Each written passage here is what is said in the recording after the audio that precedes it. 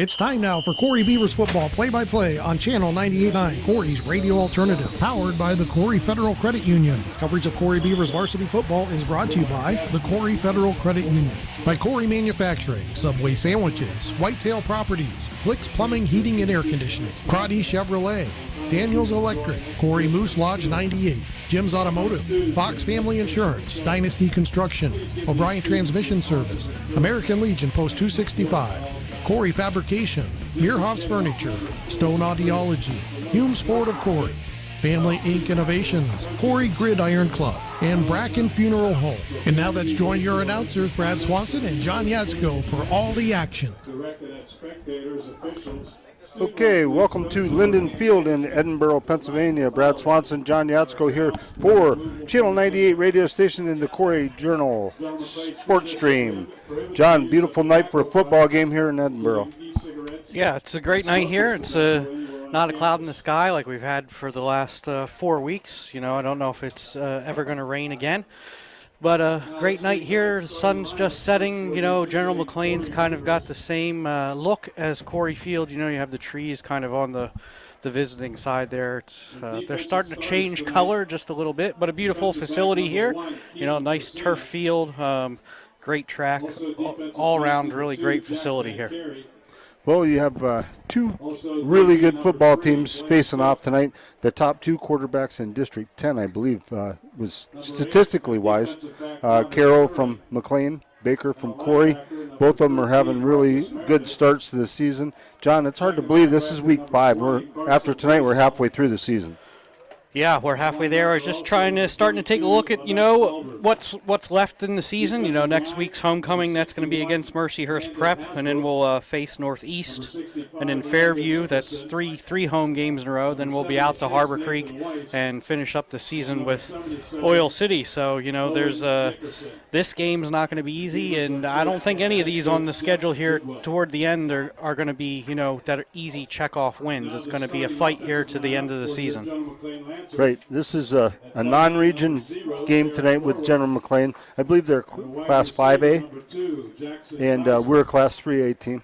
But they're a very fast, physical team. They always have a bunch of good athletes here at McLane. This is one of those games where we're going to have to play 4 quarters of football and play it well. Yeah, we're McLane and Corry are both 3-1. So McLane is they started out their season losing to Du Bois, which that's a pretty big school down there in that Du Bois Altoona area. There was a few years where we had to go down there and play them. I'm not really sure why we had to go that far south, a couple hours down. They beat Harbor Creek 28-0, Oil City 28-7, and last week they had a big win over Franklin 70-8. So they've had kind of almost the same season as us. You know, we had a couple, games that get tuned up in the beginning for us, Titusville and Warren. Then we had that real tough matchup against LaBeouf. And then, we bounced back last week to beat Girard 40-7. So it'll be interesting to see. No common opponents between the two. So I think if you look at McLane's offense, you're going to see a lot of Corry's offense. Right. You're going to have that run and gun. You're going to have the pass attack. You're going to have the run attack. You're going to have the speed. So it's really going to be an interesting matchup tonight. Well, John, looking at the schedule, and I was thinking this earlier today, we're going to get real lucky here with our schedule being the way it is, because we're going to miss a whole bunch of senior nights and homecomings. Right. So it works out really well for us. We do have homecoming next week for us, but we're going to go to our Coach's Corner segment, and we'll come back and we'll chat a little bit about the things we need to do to win. Coach's Corner on Channel 98.9 is brought to you by the following. Your daily serving at 425 North Center Street in Corry. Phone 814-392-2373. Painted Finch Gallery at 32 North Center Street. Online at paintedfinchgallery.com. Tamarack Tavern, 136 North Center Street, Corry. Phone 814-964-3123. Family Dentistry, 62 West Columbus Avenue in Corry. They're also located in Union City. Family Dentistry, CorryUC.com. Epiphanies Emporium, 34 North Center Street, epiphaniesemporium.com. Flicks Heating, Plumbing, and AC, and Daniels Electric in Corry. Phone 814-665-6034. Jim's Automotive at 13250 Route 6 in Corry. Phone 814-664-9603. Fox Family Insurance in Corry. FoxFamilyInsurance.com. Dynasty Construction in Corry. ConstructionDynasty.com. Plaza's Lunchbox at 234 West Washington Street in Corry. Phone 814-664-8051. Subway Sandwiches at 20 West Columbus Avenue. Phone 814-664-9037. High T Fence Systems in Waterford. Online at hightfenceincorporated.com. O'Brien Transmission in Youngsville. Phone 814-563-7120. Healthy Smiles at healthysmilesofcorry.com. J.H. Napa Auto Parts in Corry, Union City, and Waterford. Online at napaonline.com. Carney and Ruth Law Offices in Corry. Phone 814-665-2301. Muirhoff's Appliances in Corry. Muirhoffs.com. The New Kitchen Village online at kitchenvillage.com. Corry Snap Fitness at 124 West Smith Street. 814-462-2455. Peace Be at 113 North Center Street in Corry. Phone 814-964-3204. Karate Chevrolet at the Y in Columbus. KarateChevy.com. Corry Collision Center on Route 6. Phone 814-665-9000. Mon's Merch in Corry. Phone 814-663-7676. The Relevant Church at 100 West South Street in Corry. Phone 814-964-4252. Humes Ford of Corry, online at humesford.net. Corry Beverage at 102 West Main Street in Corry. Phone 814-665-0744. Reese and Renee Company at 105 East Main Street in Corry. Phone 814-462-5563. Basically Bronze at 105 East Main Street in Corry. Phone 814-462-6160. Nails by Jada at 105 East Main Street in Corry.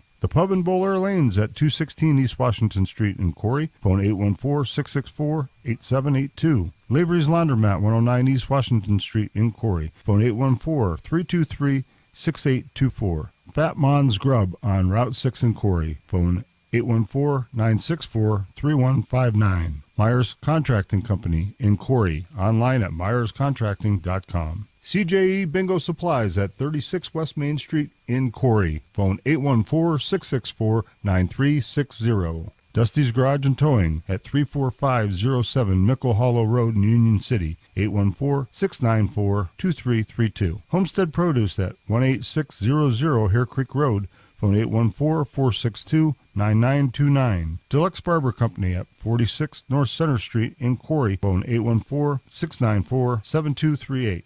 Welcome to Coach's Corner. Brad Swanson here with Coach Jeff Goodwill. Coach, great win over a 3-0 Girard team last Friday night. Yeah, it's kind of our bounce back game. When you lose a huge game like the LaBeouf game, it was a hard fought battle, a tight loss there. You always can kind of concern the next week going in, but I was proud of the way our guys played and competed, and just happy with the outcome. Coming up here this week, we got a long road trip again. General McLane, that's always a tough game, and they usually have a lot of good athletes over there. Yeah, they're a very fast team, as they usually are. They got number 0, Corwin, coming back from last year. He's their tight end / power back. Tremendous athlete. He's a D1 prospect. So a lot of athletes out there. It is a non-region game, but you're always excited to play GM because it's such a great program, and we're excited to see what we can do. Yeah, that should really tell you a lot about your team, that game right there. And then, not looking past them, of course, but following week you're home again for homecoming. In fact, we have 3 in a row after that, right? Yeah, so 4 road trips here in the first 5 weeks. So we're ready for our 4 home games in the last 5 weeks. So after this game, we have homecoming, and then 2 more home games after that. So we're excited to be at Corry for a few weeks afterwards. Well, it's crazy to believe that it's the halfway point of the season already. I know. It goes, I think, faster every year. I feel like we blinked this year, and it was week 5. So I guess that means we're having fun, right? That's right. All right. Good luck, Coach. Thanks, Coach. Support for this broadcast is provided by Family Ink Innovations, specializing in screen printing, banners, yard signs, and much more. Located at 319 High Street in Waterford and 104 West Smith Street in Corry, and online at FamilyInkInnovations.com.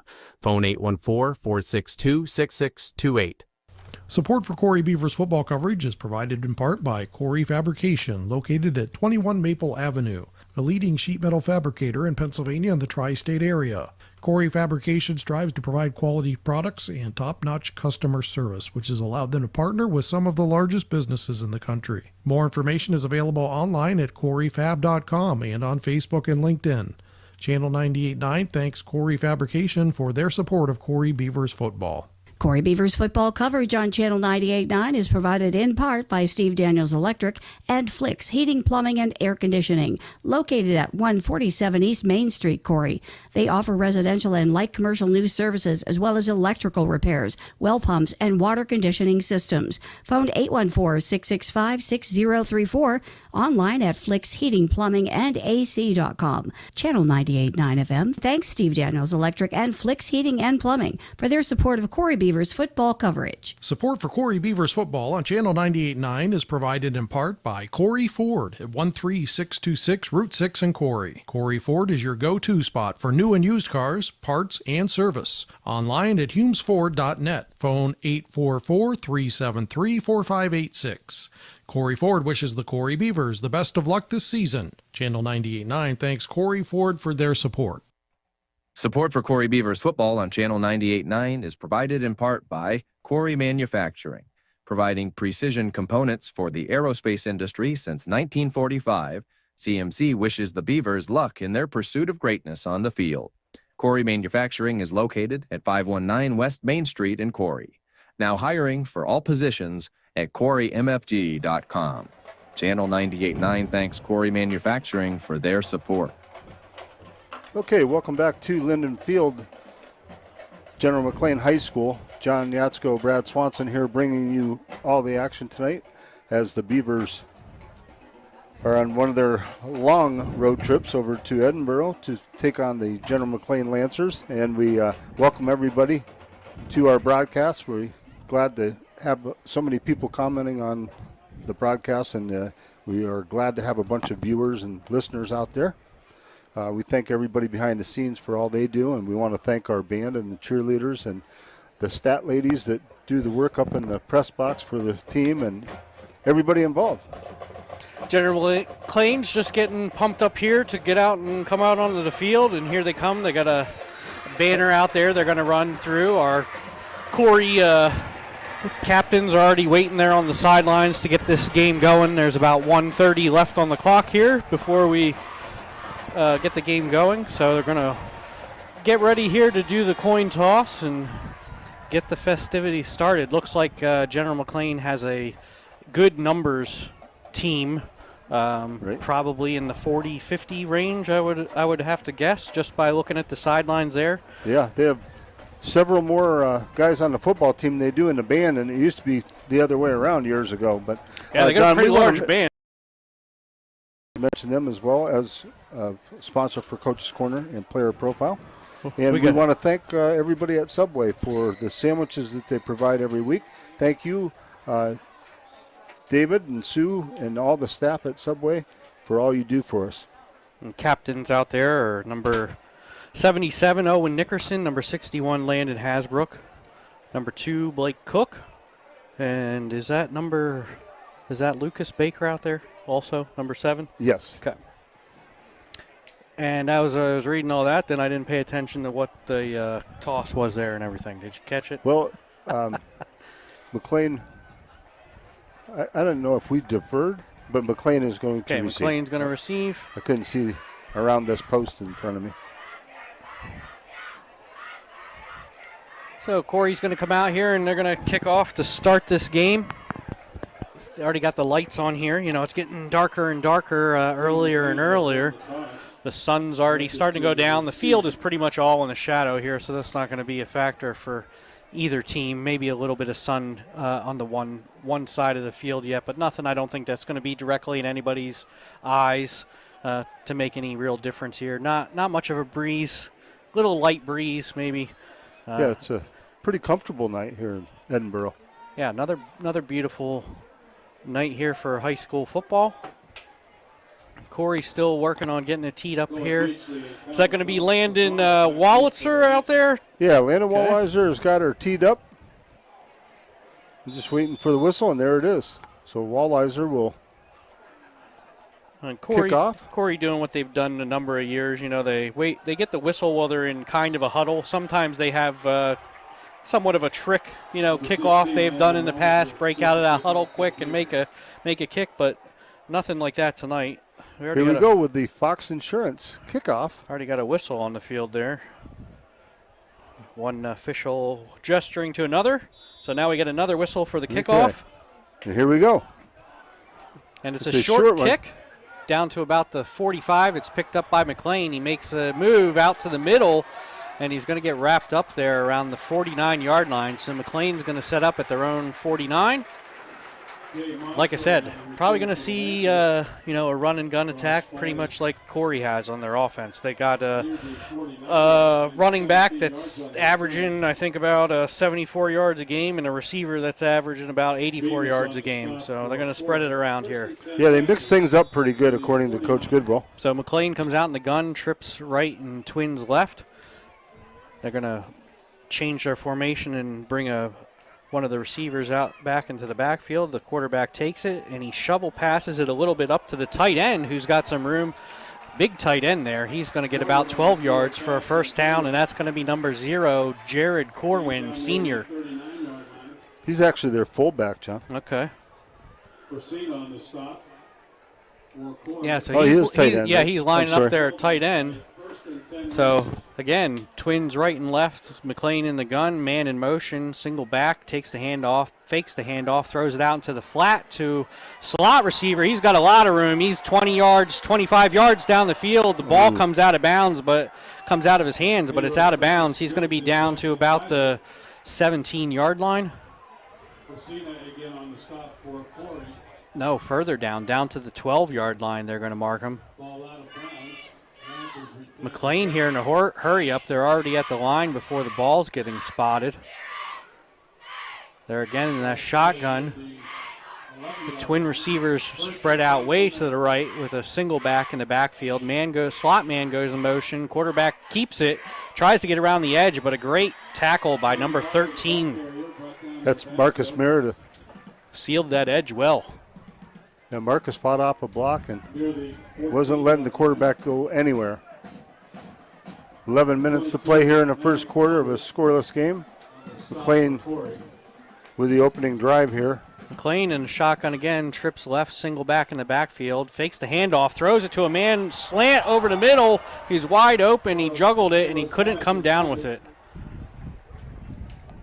We saw that Corry susceptible last week to that play action. It looks like maybe McLane saw some of that film and is going to come out with some of that play action on their own. Right. So third down, 12. McLane in the gun again, tight formation here. Hands it off to the back, goes to the left-hand side off tackle. Nothing going there. Nothing there. He's going to lose a couple yards on that. Great job by the Corry defense. I don't know if they have a kicker that would attempt a field goal here or not. It's going to bring up fourth down. Looks like they're going for it. 4th and 12 on the board. McLane comes out. Twins left. In the gun with a single back. Quarterback takes it, fakes a handoff, looking for a man in the end zone, throws it to a wide open guy in the right-hand side of the back of the end zone, and that's going to be 6.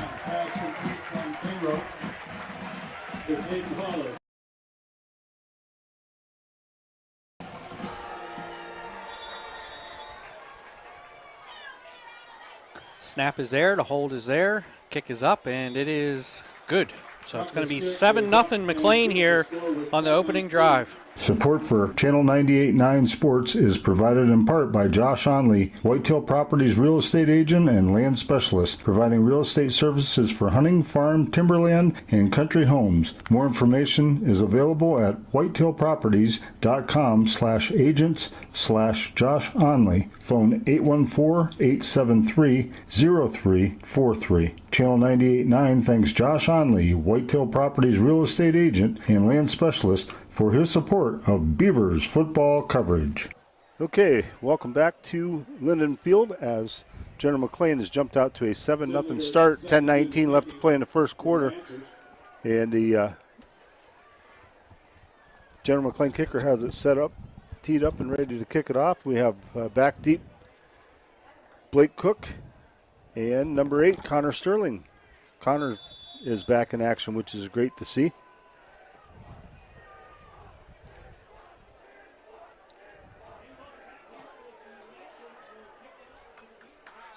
Kicks it through the end zone, so that's going to be a touchback. The Beaver offense comes out for the first time tonight. They're huddled up on the sideline. Corry will start their drive on the 20-yard line. Here comes Lucas Baker and company.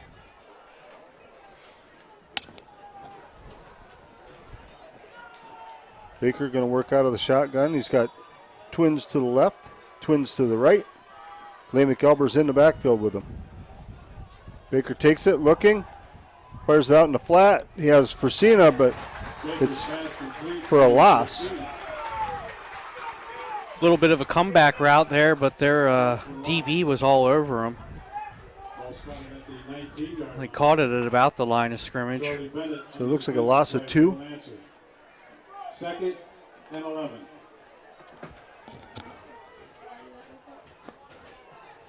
Baker got some guys moving around here. Still has the twins left, twins right.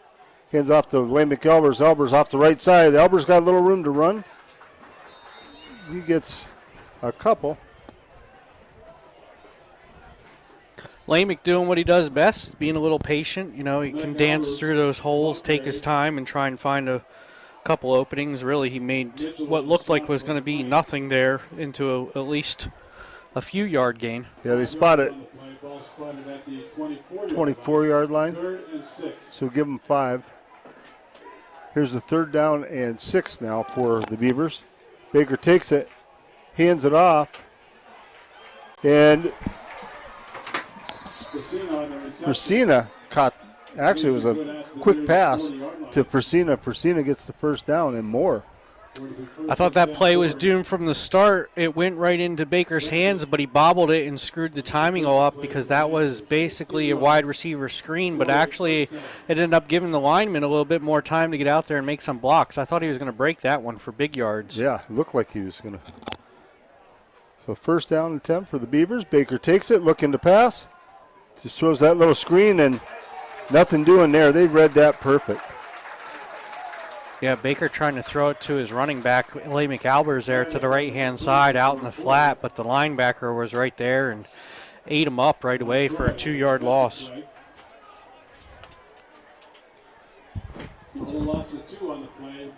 So second down and 12. Connor Sterling in the backfield now with Baker. Got a single receiver right, 2 to the left. Baker scrambling, gets it out to Connor Sterling. Sterling fights for a few yards, and he gets back to the line of scrimmage and maybe a yard more. Good job by Baker there to scramble a little bit. There was a blitz coming from the linebackers there, so he didn't have really much time at all. Looked like he was going to get sacked on that play, so getting a few positive yards is better than nothing on that one. Right. Looks like you got about 3 maybe. Here. Yeah.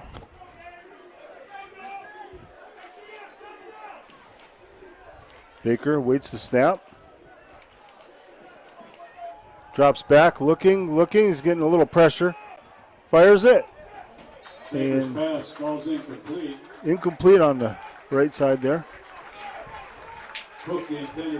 Came down with the ball, but I don't think he ended up even having either foot in bounds.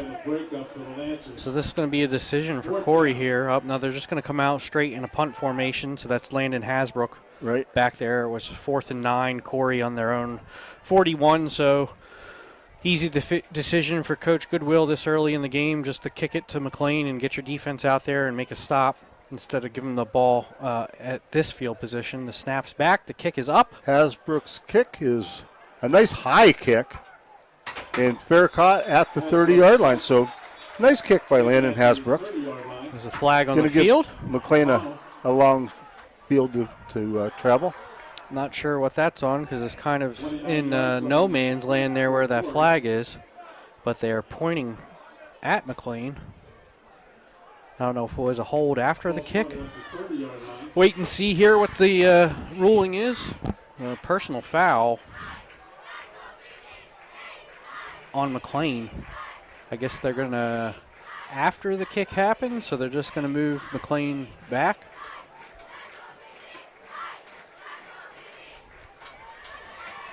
I have the one that's outside. I don't know. He keeps motioning to his head. Is that an official signal that I'm not aware of? I don't know. maybe it's a high school football. So New high school football signal. It pushed them back all the way to the 15-yard line. Whatever it was first a and 10. 15-yard personal foul penalty. Right. And I think it was some kind of targeting to the head, but I'm not sure who it was on, what player it was on. So McLean comes out in the gun. They got two backs in the backfield, twins to the left. They hand it off to that big fullback, and he rumbles for about 5 yards to the 20-yard line. Carson Braswell on the tackle for the Beavers. Yeah, Carson Braswell up there. Let's see, I had some stats. Tackles per game. Leigh McAlbers, 8.5. Carson Braswell with 6 per game.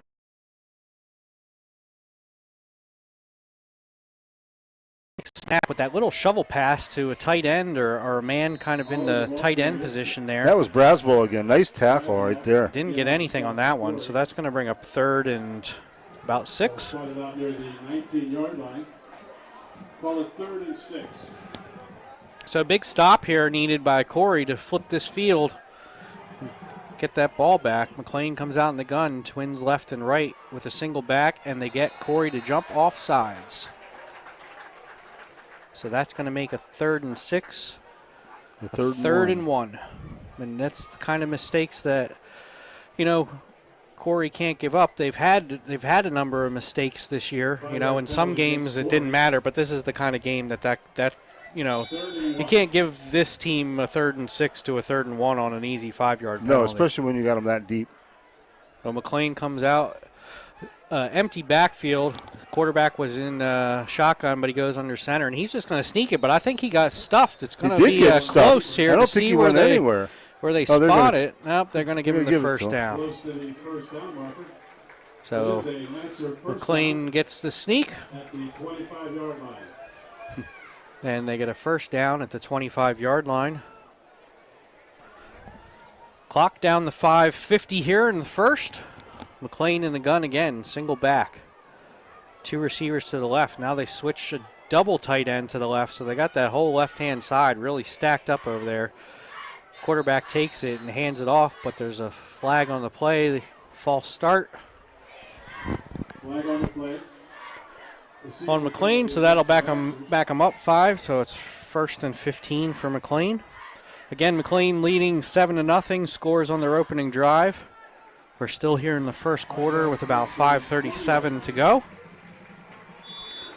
Corry got a little bit of something going. They got a little momentum there on the first drive, but kind of stalled out. They got a first down, and then they couldn't get another first down to get across midfield, so they end up punting.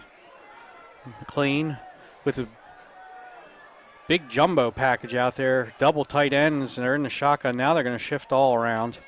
Going to send 2 of those tight ends out as receivers in the shotgun. Drops back to pass, looking for a man deep, and he's overthrown. He did have a step. Big, tall, number 11 out there, Caden Holler.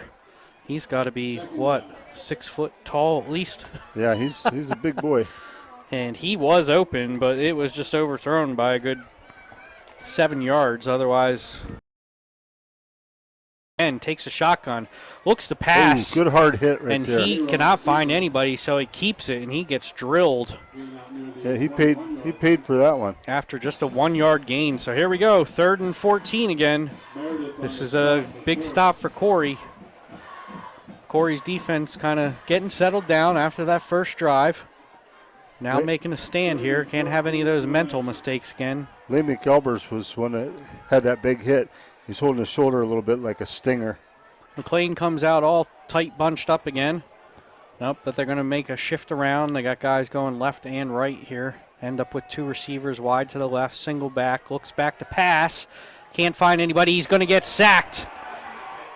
And they're going to throw a flag. I think that's going to end up being a face mask. It's a late flag, but he did have his hand up there around his face. That was B.M. Nickerson, I believe, on the tackle. Corry doing a great job there to stop them on that 3rd and 14. We'll have to see what they decide on this face mask. I think it should only be the 5-yard variety because it looked like he just got his hand up there for a second and took it away. It didn't look like he yanked his head either direction. Yep, it's a face mask on Corry. Face mask is the indication against Corry. They're going to give him 5 yard. Oh, did they mark it off yet here? No.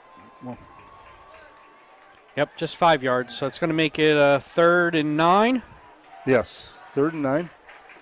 Corry needing another stop here. McLane, twins left and twins right. Quarterback's in the gun. He's got a single back there. Takes the snap, drops back to pass, looking, throws it slant over the middle, enough for a first down. The receiver keeps going. He's going to get about 20 yards on that play, just across midfield to the, actually they're going to spot him right at the 50-yard line, and McLane is in a hurry now. They're already up to the line. Takes the snap, quarterback just keeps it. No, it's a direct snap on a wildcat there to 0, Jared Corwin. And he's going to get about 14 yards for another first down, but there's a flag on the play. I'm guessing that's probably going to be a false start because they tried to go too quick there. Right. Holding. Holding is the initial indication. So that's going to back him up. It's going to make it 1st and 20. Two mistakes by the Beavers so far have helped General McLane out here. Now General McLane kind of shot themselves in the foot. Yeah, I mean, McLane hasn't been doing themselves any favors here either, going back and forth. McLane out in a jumbo set. Takes the snap, hands it off to the back, and he's going to get about 6 yards straight up the middle. Mitchell, the ball carrier. Being out near the 46-yard line. It's going to make it 2nd and 14. Oh, they're in a hurry here. They're already up to the line. Takes the snap, pitches it out to the running back on the right-hand side. He's going to go for about 10 on that one before he's met by number 12, Alex Schmidt. So Alex Schmidt back out there. And again, McLane in a big hurry here. They're already up to the line again. Trips right, nobody in the backfield. Try to get Corry to jump off sides with a hard count. Now they're going to look to the sidelines for the play. 3rd down and about 7, it looks like. Takes the snap, throws it to the right-hand side to the receiver. Oh boy, he's going. Missed him. 20, the 10, the 5. Comes down to about the 1-yard line. Looks like just a little wide receiver screen out there, and Corry just couldn't make the tackle, and nobody back to help. McLane up to the line already again. The quarterback takes the snap, hands it off to the running back, and they're going to give it to him. Yep, this side official signals a touchdown. So just like that, McLane is up 13-0. 2:18 to play in the first quarter. We're waiting for the Jim's Automotive extra point attempt. Those 2 penalties hurt us, John. We gave them the ball back, and you can't do that, like you said, against a good team. Yeah, that was a nice play. That little screen over there, they had a nice little block that really sprung that receiver. And then, like I said, there was just nobody back there to help. Kick was up, and it is good. So it's 14-0 here. General McLane leads. Support for this broadcast of Corry Beavers football play-by-play on Channel 98.9 is provided in part by Stone Audiology at 709 East Columbus Avenue in Corry. Also in Bradford, Northeast Kane, Jamestown, Olean, Belmont, and Chaffee, New York. Phone 814-664-7070. Online at stoneaudiology.com. The Corry Gridiron Club is a proud supporter of Corry Beavers football play-by-play coverage on Channel 98.9. Best of luck this season to the Beavers from the Corry Gridiron Club. Welcome back to Linden Field here in Edinburgh, General McLane High School. John Yatsko, Brad Swanson here bringing you all the action, and GM is teeing the ball up, getting ready to kick off. Back deep is Blake Cook and Connor Sterling, and we need a good return here, John. Yeah, Corry needs a good return here, get that offense settled down, and they gotta get some points on the board on this possession. They don't want to start trailing too far behind in this game to McLane. Still waiting for the whistle for to be able to be kicked off here, and the official gives the signal. The kick is deep. They got a heck of a kicker there. It's going to go into the end zone for a touchback. Yeah, Blake caught it, but in the end zone. Some of you might not know, but you can't return in high school football. You can't return it if you go into the end zone. Yeah, and we talked about, when LaBeouf had that kicker, that makes a huge difference. If you can pin the other team every time where they're starting from the 20-yard line, especially a team like us that has decent returners, that if they do get a hold of the ball, they're generally going to bring it out to the 30 or 35 a lot of times. Right. So having that kicker is a huge advantage in high school football. Sure is. Here we go as the Corry offense takes the field again, trailing 14-0. Baker looking things over. There's the snap. The handoff to Connor Sterling. Sterling off the left side. Nice run. As Connor picks up about 8 or 9. About 8, I believe. And then you see two different styles there. Connor, he's kind of full speed, and he's north and south, full speed after about 3 steps. Kind of wiry, kind of sneaks his way through there. Lamick more patient and kind of trotting, back and forth to find the holes. So 2nd and 2. Baker takes it, hands off again to Sterling. Sterling gets whacked as soon as he gets the ball. Nobody was blocking on that right side there. Yeah, no chance on that one. Big number 11, Caden Holler in there to make the tackle. So that'll bring up a 3rd and 5. That was a loss of 3, John. Need to convert right here. Beavers got to get something going here on the offense.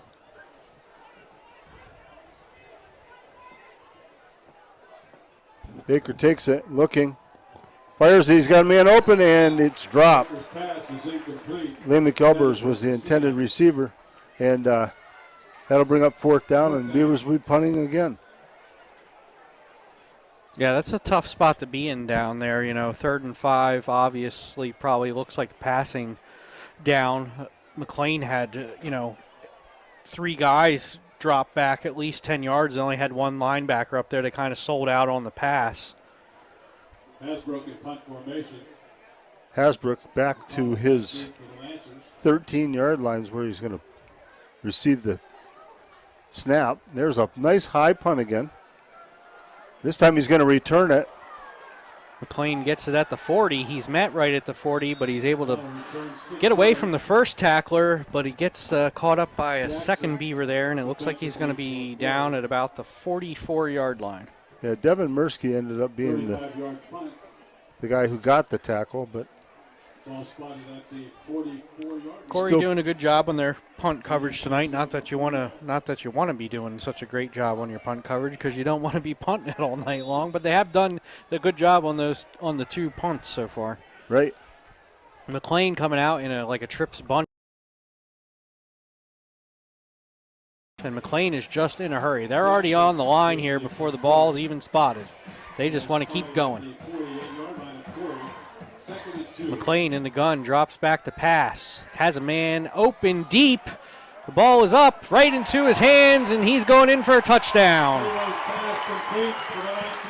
And we better figure something out, or this one's going to get ugly in a hurry. It's already 20-0 with 28 seconds to play here in the first quarter. Need to get that D-line to get in there and get some pressure. He just had too much time. That play really took a long time to develop. That was like a double move by the receiver out there. He kind of was running like a little post to begin with and then flared out to the sidelines. Here's the Jim's Automotive extra point attempt. The kick is up, and it is good. That's going to make it 21-0 here with 28 seconds left in the first quarter. Corry trails General McLane.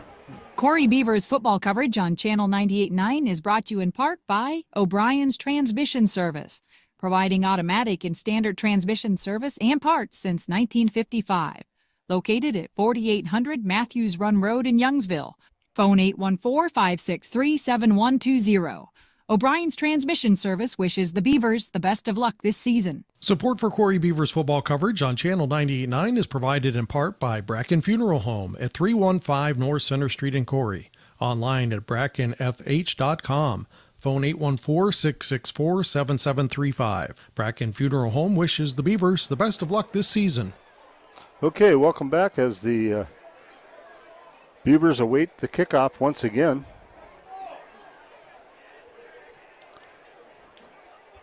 And we have the same two guys back deep, unable to return anything yet because the McLane kicker's been booting them in the end zone.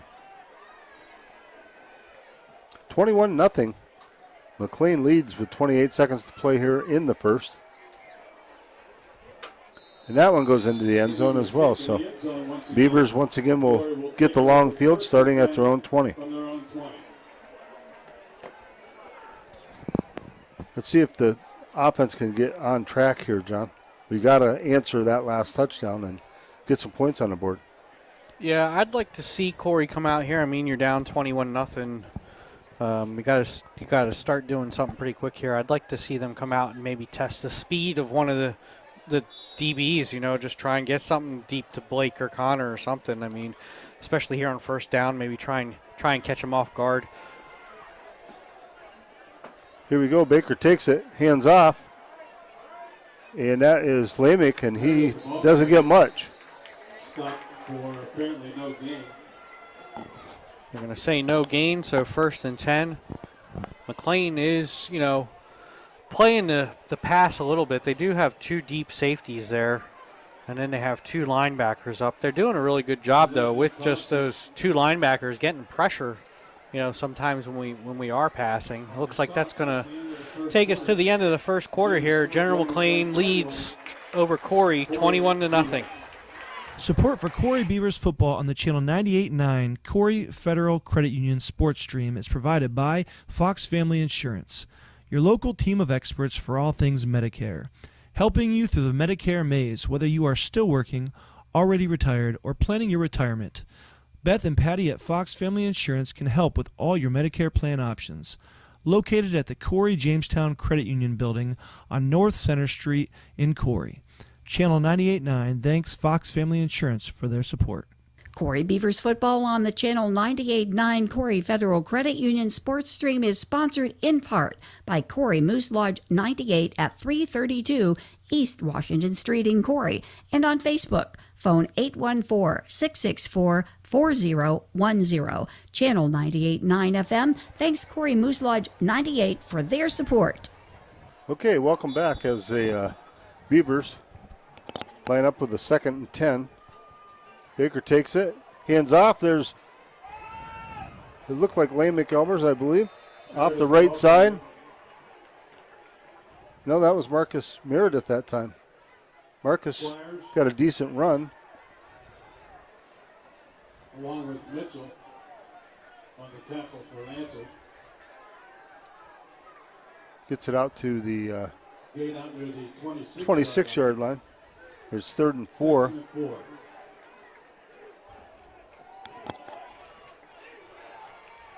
Baker, single receiver right, twins to the left. Throws a little screen pass out to, that looked like it was Deion Kennedy. It was, and he got whacked as soon as he caught the ball.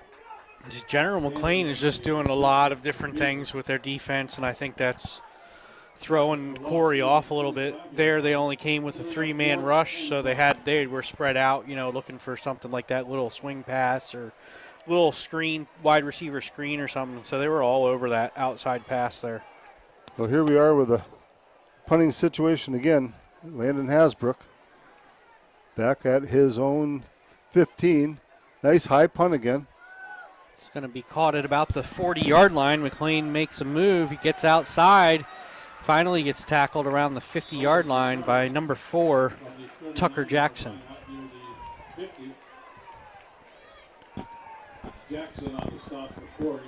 So I know there's still, we're in the second quarter here. There's a lot of time left in this game, but if you don't start to make a couple stops here, this game's going to get out of hand before halftime. Yeah, we definitely need to cause a turnover, at least stop them on downs here real quick and get the ball back and go put some points on the board. McLean in the gun, man in motion. Quarterback takes the snap, sees a big hole, and he just runs down the middle of the field. He's to the 30, he's 35, 20, gets tackled at about the 16-yard line. I don't know if that was a design play, draw, or just a busted play, but quarterback went back to pass and saw a huge opening on the left-hand side and just took it himself. There was nobody there. McLean again, aggressive right up on the ball, takes the snap, hands it off to the running back, blocking on the left-hand side. He's going to go down to about the 14-yard line. He's going to get about 5 yards on that play. Albers credited with the stop for Corry. Again, McLean getting their play, not huddling, checking their wristbands. They got shotgun, single back. Now they're going to move 2 tight ends to the left-hand side, and they got 2 receivers to the left-hand side. Got that whole left-hand side stacked up, hands it off to the running back, goes to the right, cuts back to the left, but he's met right away by Lamech Albers, and he's not going to get anything on that one. The ball carrier. Albers. It's going to bring up 3rd and 6. Corry trying to get some guys off the field here and make an adjustment. McLean with the double tight ends to the left again in the shotgun. Now those tight ends move to the right. He's got a single back to his right-hand side, 2 receivers to the right-hand side, takes a snap, rolls to his right. Tight end's wide open, big number 0. He gets that ball, and he's going to go down to about the 3-yard line for a first down. We had a guy hit him at about the first down marker, but he just put his head down and kind of whiffed on the tackle. Those linebackers are just 2 big guys out there, 0 and 11.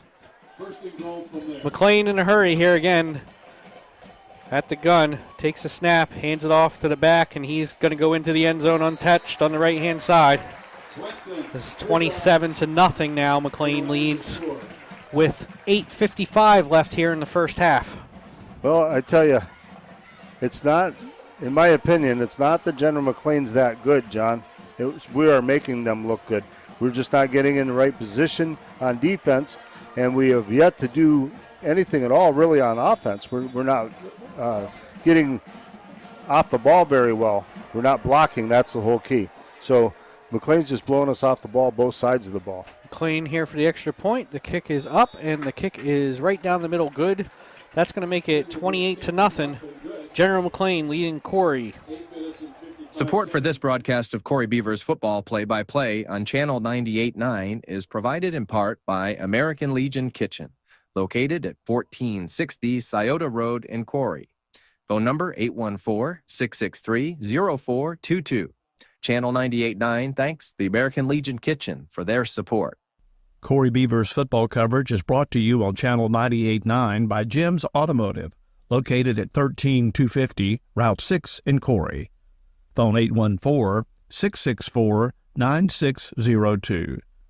Offering a full line of auto parts, propane filling, and more, Jim's Automotive wants to wish the best of luck to the Beavers this season. Okay, welcome back as the General McLean Lancers out to a 28-0 lead with 8:55 to play here in the first half. The kick is up, and it is a deep one again. Looks like we tried to get it at the 1-yard line, but it was over his head, and he tipped it, and it went into the end zone, so that's going to be unreturnable. That's going to bring it out to the 20-yard line here for Corry to start.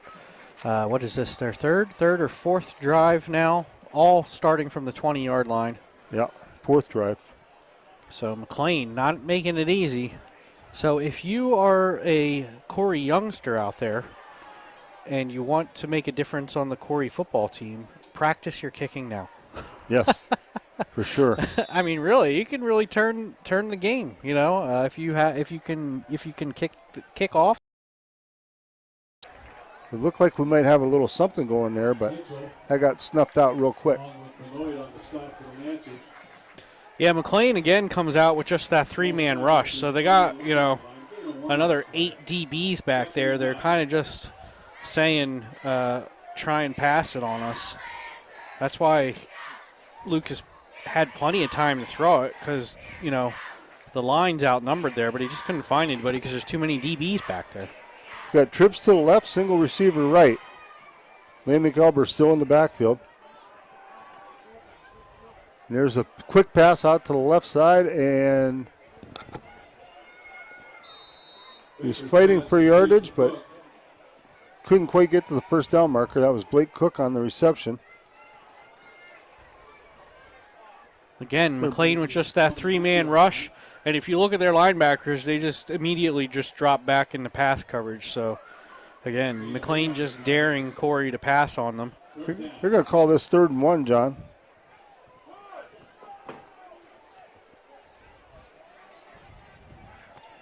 Got trips to the right side this time, single receiver left. Lamick takes it, comes off the right side, cuts back, and he's got the first down and a little bit more. And Lamick kept those feet moving that time. Nice job. So Beavers get a first down. Yeah, Corry really needed that one again. McLane with just a 3-man rush. Their linebackers did move up, you know, right away. It looked like they were blitzing or coming up for run support on that one. Here we go. Beavers 1st and 10 from the 33. We got a single receiver left, Twins to the right. Now we're going to have trips right. Baker drops back, looking, throws that little quick pass out to Meredith. Meredith makes the guy miss, and he lost his footing. He had room to run if he didn't slip right there. Swenson on the defensive play for loss for the Lancers. They'll bring up a 31-yard line. 2nd down and 12, actually lost at 2.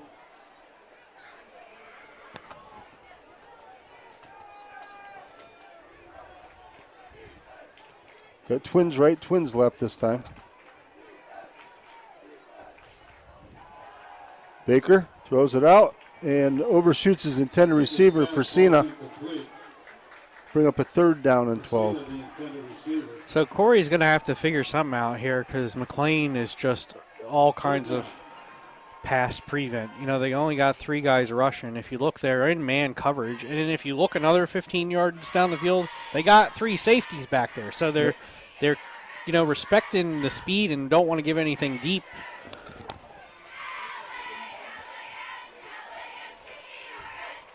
Got trips to the left, single receiver right.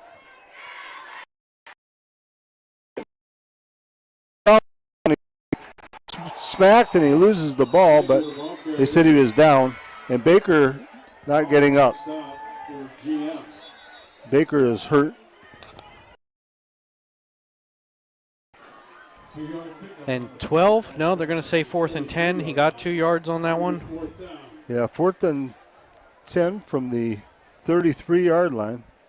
They're going to call it 33. So Landon Hasbrook back into punt again. 6:02 to play here in the first half. It's all McLane, 28-0 so far. It's a more line drive kick this time, and it's taking a Corry bounce. Going to roll all the way down to the 26-yard line of McLane. Support for Corry Beavers football coverage on the Channel 98.9 Corry Federal Credit Union sports stream is provided in part by Crotty Chevrolet. Located at 45300 Route 6 at the Y in Columbus, Crotty Chevrolet has been supporting Beavers football play-by-play for over 50 years. Play hard, believe in yourself and each other. Vehicles are available for viewing online at crottychevy.com. Phone number is 814-664-8614. Crotty is proud to bring you the player of the game. So McLane really here, you know, putting their foot on the gas. They're already out there to take the snap, and they give it to the man on the jet sweep to the right-hand side, and he's going to get about 9 yards. And they're just rolling here. They're looking to run the hurry-up offense still. Got their offense up at the line already. It's 2nd down and 1. They're checking their wristbands. Just not giving Corry a chance to breathe out there. They want to put this game away before halftime. In the gun, man in motion. Fake the jet sweep out to a little wide receiver screen to the left-hand side, and that was basically a touchdown-saving tackle there by Marcus Meredith. Otherwise, he was gone. Yeah, Marcus tripped him up, or we would have just saw his back of his number going down the field. McLane again in the gun, going quick. Hands it off to the running back, but there's a flag, false start. It's the only thing slowing them down is themselves here on a false start because they're trying to go so fast. Right. Now, I will say, McLane is coming out in a lot of different looks, and I don't know if that's just given, confusing the Corry defense a little bit as far as assignments go. We haven't seen like this kind of double tight end set or so much shifting so far this season. Right. Well, don't ever count the Beavers out. I mean, we were down big time to LaBeouf and came back and almost won the game, but we need to do something here. We still have time to get on the scoreboard. We got to keep them takes a off snap, the scoreboard. Looks deep, and he throws it up, but he's well covered by Keaton Fresina. They're going to call pass interference. Looked like good coverage to me, but I'm also way up here, so. Yeah, I'm not going to say anything. Yeah, I mean, it looked like it was underthrown a little bit, so Keaton was right in the receiver's hip pocket there. Kind of just held his ground, and like I said, it was underthrown.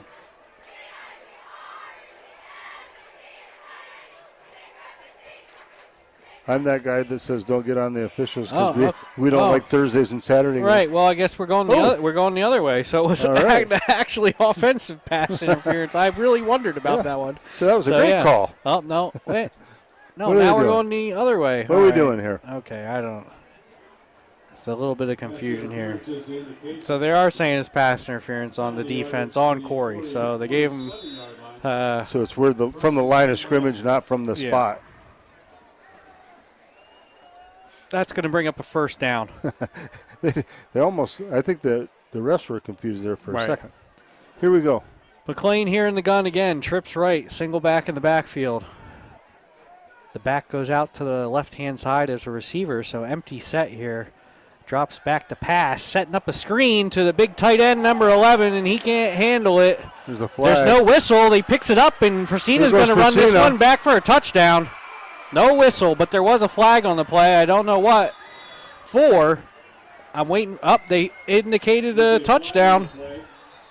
Let's see what the call is, and hopefully it's against the Lancers, and the touchdown holds. I did not think that he actually caught that ball long enough to say that it was a catch and a fumble, but there was no whistle, and they let the play out, and he did go in for a touchdown. Let's see what the call is here. And it's not like there's going to be a replay. So if that was a touchdown, that's a touchdown. Now they're having a discussion around the 20-yard line out there between all the officials. I really don't know. That flag was just kind of in a weird spot, so I'm not really sure what it was on. Where is it? I can't even tell. Did they pick it up? He threw it after we scooped. Oh, no, it's there at about the 47-yard line, dead in the middle of the field. It's on the GM logo. That's why I couldn't find it. They're going there to pick it up now. And they're saying ineligible man downfield on the Lancers. That's going to be a touchdown for Corry. All right, so Corry gets on the board at the 4:22 mark of the second quarter. It's now 28-6. Result of the play is a Corry touchdown. So big play by the Corry defense to stop General McLane finally here and get 6 points on the board all in one try. That's the second defensive touchdown for Keaton Fresina he this had season. A pick six. Here we go as we go for the Jim's Automotive extra point attempt, and it's Keaton Fresina on for the extra point attempt. Jackson Lathrop holding. The head referee was over there explaining things to General McLane coach, so they're waiting for the whistle. Here's the whistle. Snap is good. The hold is good. The kick is up and blocked. And there's a flag on the play. They're going to say offsides on General McLane. We'll do it again, huh? So do you go for 2 here? Why not? Right. Why not? You're down by 22, so. Right. You kind of got that gift there of offsides. Might be worth a thought. But it looks like Corry's just going to still kick it. Messina walking it off, getting set here.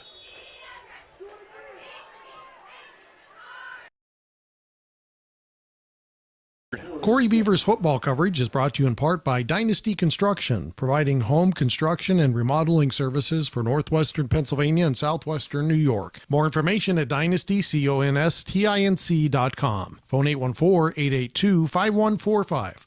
Channel 98.9 FM thanks Dynasty Construction for their support. This broadcast of Corry Beavers football coverage is sponsored by Meerhoff's Furniture and Appliance, providing refrigeration, cooking, dishwashers, and laundry appliances, as well as furniture for bedrooms, dining rooms, living rooms, and more. Meerhoff's is located at 128 West Smith Street and online at meerhoffs.com. Channel 98.9 thanks Meerhoff's for their support. Okay, here we go as the Beavers finally get on the scoreboard. 4:22 left to play here in the first half. 28-6 Lancers leading, and the Beavers tee it up. Landon Walleyes are getting ready to kick for the Beavers. And John was asking me right before we came back on if I thought we might try an onside kick. Looks like Landon's got that ball teed up a little more straight. General McLane only has 4 men on the front line there. I guess we're not going to do it. No, he's going to boot it.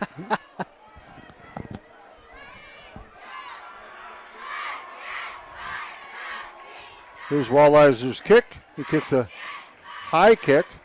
McLean's going to field it around the 15. He's out to the 30. He's got a blocker, but he gets a shoestring tackle there by number 44.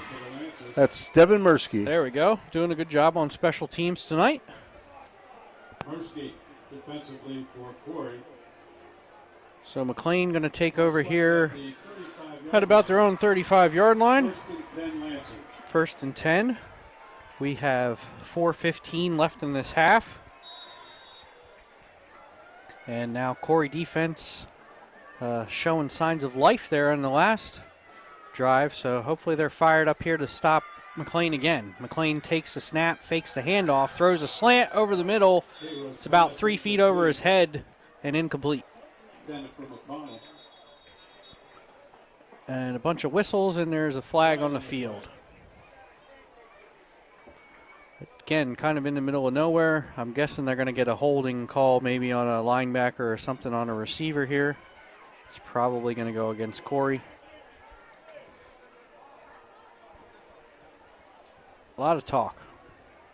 Still trying to figure this one out.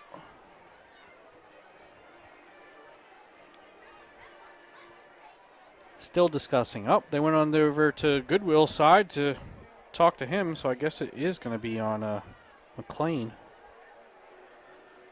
Still waiting for the signal. Another ineligible man downfield on McLean, and Corry's going to decline that because they didn't get any yardage. So 2nd and 10. McLean up to the line again. They're in that jumbo package. Got everybody bunched up there on the left-hand side, just a single back in the backfield. In the gun, takes a snap, hands it off, runs it to that left-hand side. I didn't see who that is, but he did a great job of sealing that edge there. Number 65. That's Bam Nickerson. Did a great job there, not letting him get around there. Nickerson on the stop. Corry defense spending a lot of time out there on the field tonight. Yeah. We're going to call it 3rd and 6, John. Okay, McLean slowing it down here a little bit. Empty set now. Trips left, twins right. In the gun, sends a man in motion from left to right, drops back to pass, looking deep. Throws it over the middle. Incomplete. Just out in front of him just a little bit.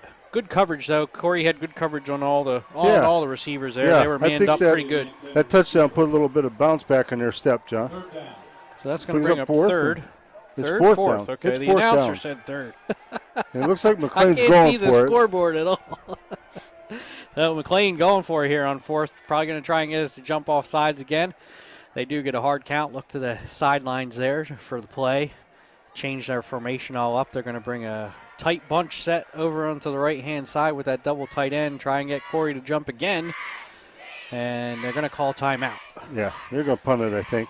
It's 3:27 left here in the half. General McLane leads 28-6. Support for Channel 98.9 FM comes from Corry VFW Post 264. Check out upcoming events at the VFW on their Facebook page. VFW Post 264 is located at 1151 Meade Avenue in Corry. Phone 814-664-7150. Channel 98.9 FM thanks Corry VFW for their support. Corry Beavers football coverage on Channel 98.9 is provided in part by Corry Hometown Rent-Own in the Route 6 Plaza, offering appliances, furniture, electronics, cell phones, tires, and more. Rent-Own program and cash pricing available. Serving Corry, Union City, Canadota Lake, and Titusville. More info at hometowrto.com. Okay, welcome back as the Lancers facing a 4th and 6 here, John. Looks like they are going to come out and go for it, though. They're in the gun. Oh, no, he drops back now to kick the ball. Blake Cook drops back for the Beavers, back to about his 26-yard line. They're taking a lot of time. Now he takes the snap and he kicks it. It's a high kick going towards the left-hand side. Blake does grab it in bounds, but he's basically one step from out of bounds, so he's going to field that one at the 25-yard line and go immediately out of bounds. Well, that gives us 5 yards more than what we have been getting anyway. So the Beavers will take over. 3:17 to play here in the first half, trailing 28-6.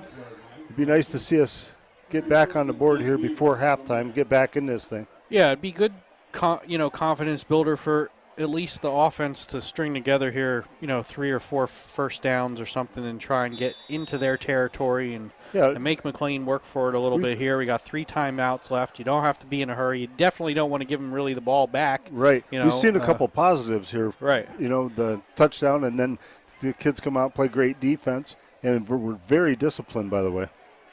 So here we go. Baker takes it, hands off to Connor. Sterling off the left side, and nice little run for about 6-7 yards by Sterling. McLane blitzed off the left-hand side there. So, Corry running to their own left, running away from that blitz. I'd like that's to see what ended up giving them those yards there. I'd like to see the Beavers pick the tempo up like McLane's been doing. Here we go as we have twins to the left, single receiver to the right. Man in motion is Lane McElbers. Baker takes it, hands it off. That's Sterling again. Sterling goes to the left side, nothing happening. Maybe give him a generous 1 on that one, so it's going to be 3rd and 2. Got an injured player on the field. Corry called a timeout. Yeah, 2:25 to play here. Timeout, Beavers.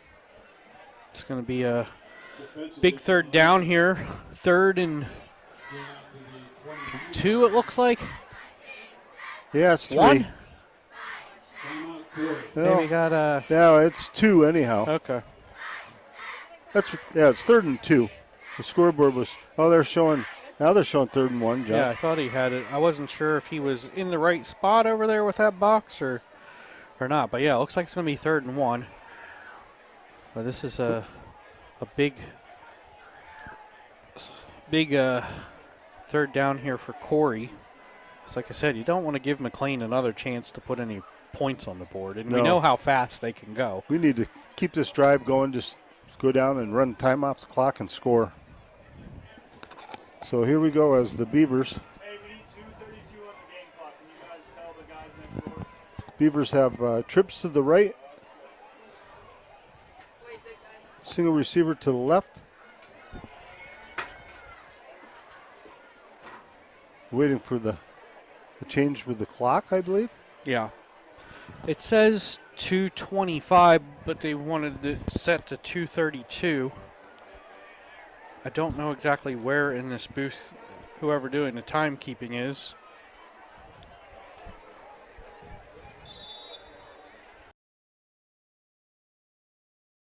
Step move, and he was able to get a couple yards for the first down there. Big first down for Corry. Right, here we go as Baker takes it, hands it off. That's Connor Sterling, goes to the left. He's going to pick up a few on that one. Give him about a 3-yard gain, I believe. Corry here in the hurry up now, not huddling. Corry right back on the ball. 2 minutes and counting here in the first half. Baker, that's not, he takes it himself, and that's not Baker in there. That's Jack Van Carey quarterbacking. Okay. Number 2.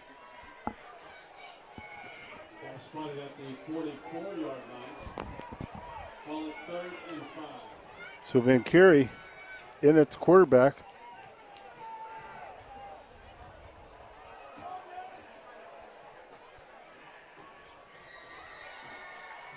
We have twins to the right, twins to the left. Van Carey takes it, going to run it himself. Now he passes it. Got a man wide open. That's Albers. Albers has the first down and more. Down to the McLane 45-yard line with 1:14 left. Looked like Jack was going to tuck that one and go, and he saw Albers standing there by himself, so he got it off. Yeah, looked like he was kind of holding it awkwardly, at least. Trying to look over there on the sidelines. Yeah, I got my glasses here and see where he's at. He's or on if the he's on the bench to. with his shoulder pads and jersey off. Okay, so I guess that's going to be the end of the night for Lucas Baker, and Yeah, Jack that's Van Carey's going to take over here. The Beavers go with trips to the right, single receiver to the left. So Jack, a junior here, seeing his first action in a big game, in a big situation. Marcus Meredith in the backfield with Van Carey. Van Carey looking to pass. He takes off running. Jack's got a little bit of room, and he gets about 7 on that. Yeah. About 7 yards. Nice job. He dropped back, did his little 3-step drop. The pocket kind of collapsed, and he just found a little seam up the middle and turned something, nothing into something there. Well, here's the clock's not their friend, so they got to keep it moving. Van Carey takes it, drops back, looking, and he just he tries to get something out of it, but he's going to take a loss of 1, I believe, on that. Clock down to 35, 34. Yeah, we're taking way too much time No, here. I think they're just, I don't know what they maybe they think they can't do something here. They only have Corry only has no, they still have 2 timeouts. I thought they were down to just 1 timeout left. Yeah, we have 18 seconds on the play clock. A lot of discussion by the referees out there, but the clock they reset it to 26 now. Okay. Yeah, why was the clock running with? I don't know. Was there a flag down, or what is this discussion about? There's been a lot of this referee discussions tonight. Yeah, there has been.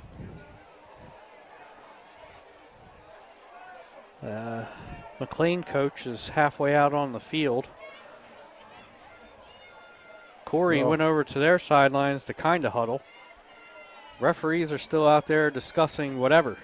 You have 3 of them talking to each other and 2 of them watching the other 3 talk. I don't know what the deal is, John. I don't either. I don't see any flags down. Here comes the head referee to give us some indication. It's on McLane. Is it? It looked like defensive holding. Yeah, I don't. Indication is the penalty against the Lancers.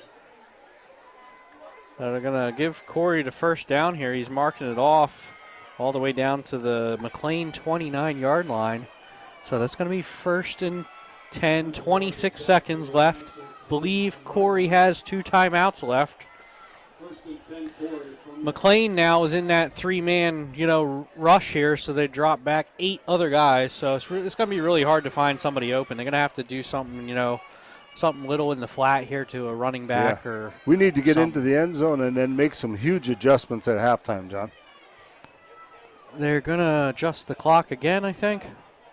Is someone... Can you knock on the door and tell them there's supposed to be 101 on the clock? They're going to put 101 back on the clock. Oh. Wow. So that clock ran from 101 all the way down to 26. Well, Corry's going to have plenty of time here from the 29-yard line to do something with 2 timeouts left. But again, you're going to have to get somewhat creative because they're just looking for the pass. So our normal deep routes aren't going to work here. So they have 3 deep safeties, and then they got man coverage on everybody that's lined up at receiver. And it's just a 3-man rush. Still trying to get this clock situation figured out. When we do, there's going to be 1:01 left here in the first half. And General McLane again leading 28-6. Here we go. Up 1:01 on the clock.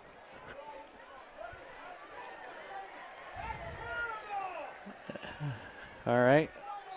And the General whistle McLane is fans aren't up happy, now. McLean's going to call a timeout here.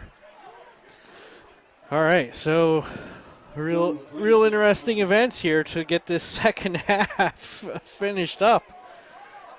And now there's 1:01 left. What? Why is the ball? Isn't it first? Is it just a weird angle up here? Because the sticks don't seem like they're lined up with where the ball is. Is it just an optical illusion? It's kind of correct. Like I said, they're 3-man rush. They basically got 8 defensive backs back there.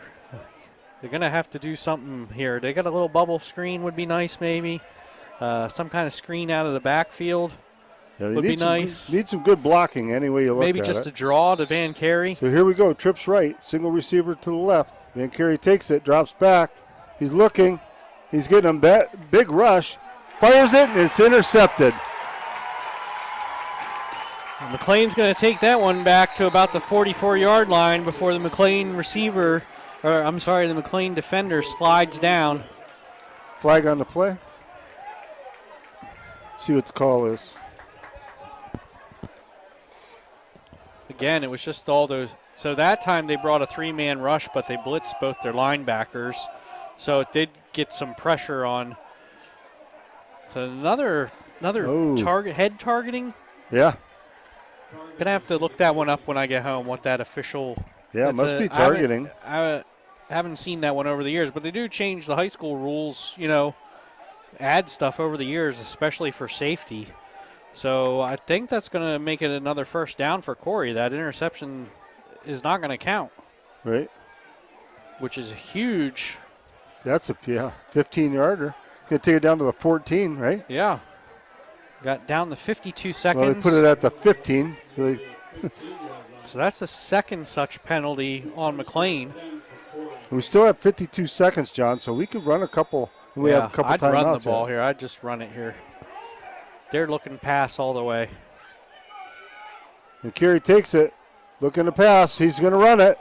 He flips it off to Lamech Elbers. That was dangerous, but Lamech made something out of it. He got a couple yards is all, but at least it's positive. That was very dangerous. Little shovel pass looked kind of like one of those little Brett Favre shovel passes that you shouldn't do. It wasn't quite as pretty as Brett's, though. Yeah, it was up in the air for a long time. Made me gasp for a minute there, John. Here we go as Carey takes it. He's running to his right, looking, fires it, out of bounds. Good, wise decision by Jack on that play. 17 seconds left here. Yeah, we got time for 2 more third plays. Down. What is it, about 3rd and 8? Not 3rd and 8 doesn't really matter here because you need to score.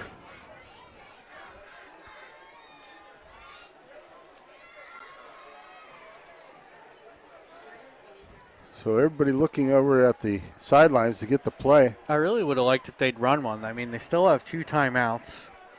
McLean is all, dropping everybody back. Right. Either that, some kind of delay, some kind of draw, even a quarterback draw. Wait for that pocket to come back around you because they're bringing a lot of pressure.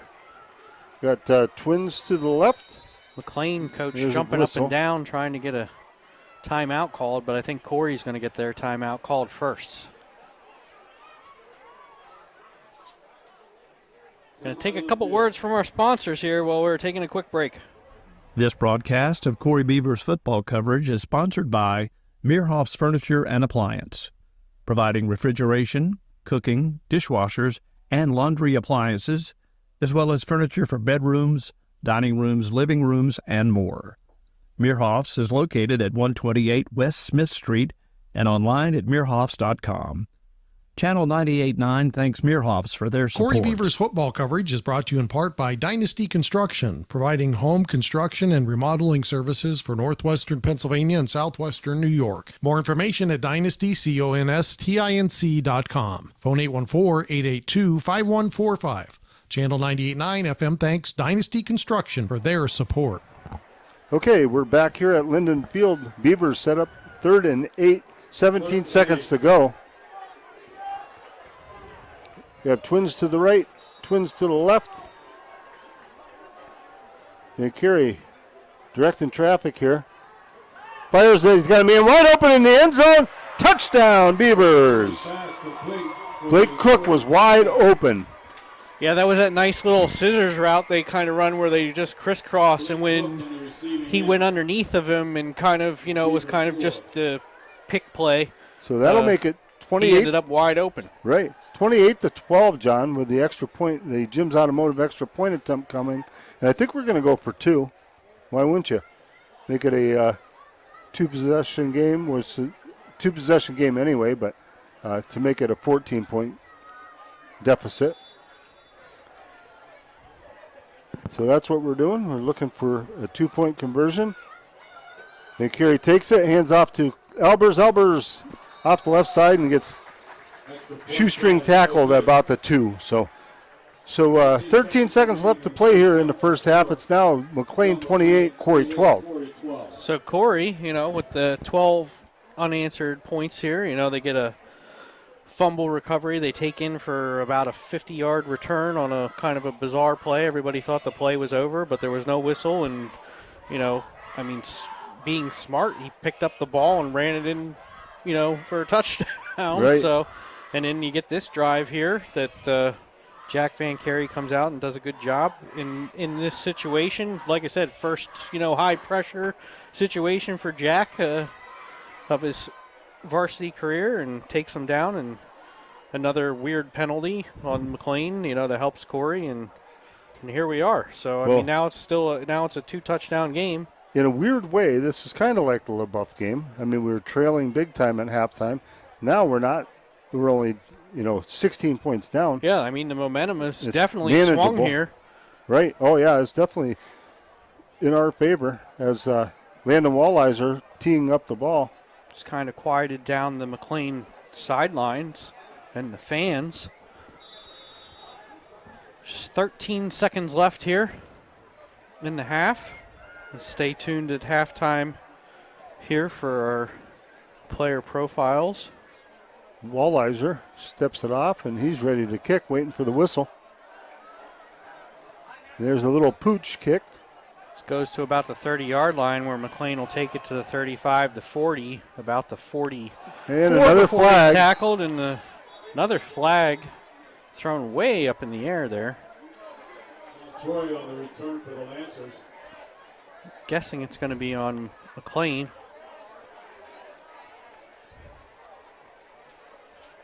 We're down to 7 seconds here, John. Hodak on the stop for Corry. Oh, it is a sideline warning, I believe, on the coaches. So that's just going to get picked up, and it's just going to be a warning. Sideline, the first one you get a warning if, the referee comes down and trips over somebody. They don't flag you the first time, so that's a warning for McLane. Right. So McLane coming out here in the gun. Looks like they're going to run a play. They got no timeouts left in 7 seconds, and then they are on their own 42-yard line. Empty set here with trips left, twins right. Takes a snap, and he does that little shovel pass to the tight end over the middle, like right behind where the center is. And that's going to be the end of the half. That was Marcus Meredith on the stop again. And the coach was talking to the referee like they wanted something called, but I think that's going to be it. The band's already coming out onto the field, so we're going to get into our player profiles here. So you hope you stick around for that, and then we'll be back to recap this first half and get into the second half. Player Profile on Channel 98.9 is brought to you by the following. Your daily serving at 425 North Center Street in Corry. Phone 814-392-2373. Painted Finch Gallery at 32 North Center Street. Online at paintedfinchgallery.com. Tamarack Tavern, 136 North Center Street, Corry. Phone 814-964-3123. Family Dentistry, 62 West Columbus Avenue in Corry. They're also located in Union City. Family Dentistry, CorryUC.com. Epiphanies Emporium, 34 North Center Street, epiphaniesemporium.com. Flicks Heating, Plumbing, and AC, and Daniels Electric in Corry. Phone 814-665-6034. Jim's Automotive at 13250 Route 6 in Corry. Phone 814-664-9603. Fox Family Insurance in Corry. FoxFamilyInsurance.com. Dynasty Construction in Corry. ConstructionDynasty.com. Loss's Lunchbox at 234 West Washington Street in Corry. Phone 814-664-8051. Subway Sandwiches at 20 West Columbus Avenue. Phone 814-664-9037. IT Fence Systems in Waterford. Online at ITFenceIncorporated.com. O'Brien Transmission in Youngsville. Phone 814-563-7120. Healthy Smiles at HealthySmilesOfCorry.com. Gage Napa Auto Parts in Corry, Union City, and Waterford. Online at NapaOnline.com. Carney and Ruth Law Offices in Corry. Phone 814-665-2301. Muirhoff's Appliances in Corry. Muirhoffs.com. The New Kitchen Village online at KitchenVillage.com. Corry Snap Fitness at 124 West Smith Street, 814-462-2455. Peace Bee at 113 North Center Street in Corry.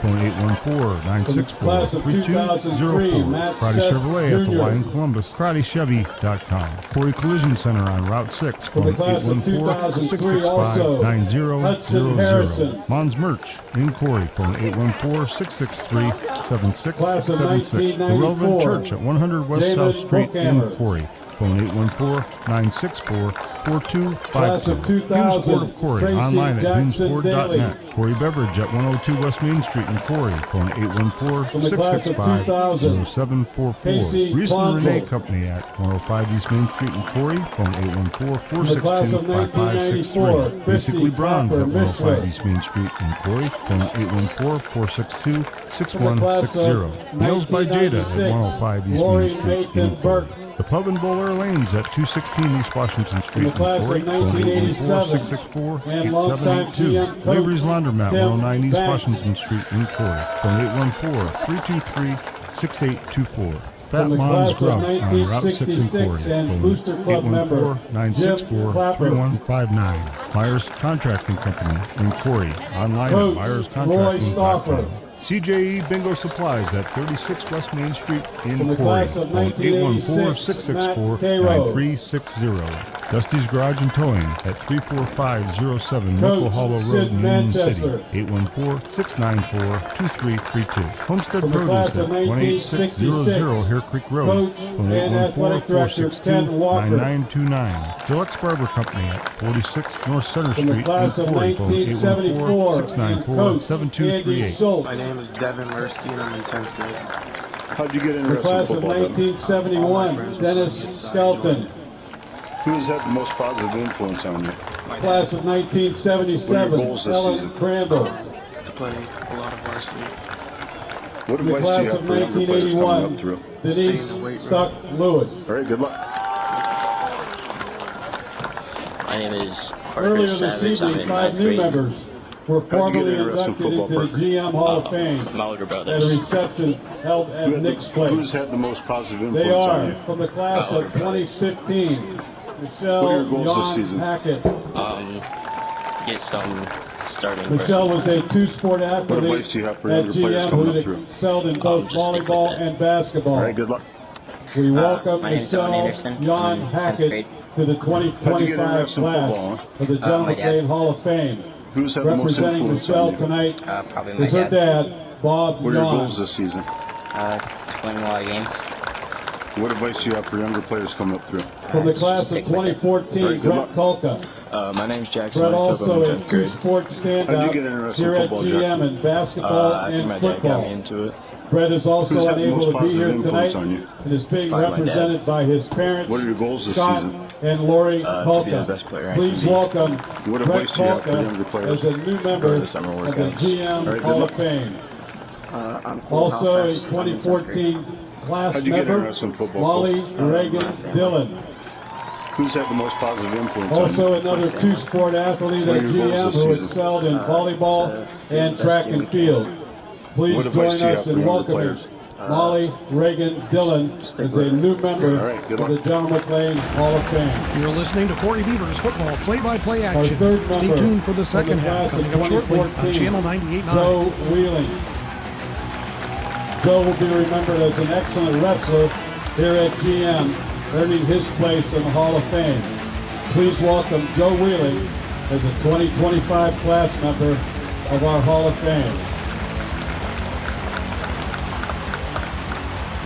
From the class of 1999, Lincoln Buccolino. Lincoln was an exceptional all-around athlete in the sports of basketball, wrestling, baseball, track and field, and most notably football. Sadly, Lincoln passed away in 2010 and is being represented tonight by Joe and Andy, his brothers, and nieces, Macy and Sophia. Please welcome Lincoln Buccolino as a new member of the John McLane Hall of Fame class of 2025. And finally, the 1978 GM Girls State Championship track and field team led by Coach Jay Macco. This 1978 team not only became the first McLane team to win a state title, they were the first female team from Erie County to ever win a state title. Represented tonight by team members Denise Stuck-Lewis and Helen McLaughlin. Please welcome our 1978 state champion girls track and field team. We ask that you please refer to the insert in tonight's program for inductees, complete bios, and additional Hall of Fame information. Please join in one last round of applause for all of our GM Hall of Fame members. And thank you.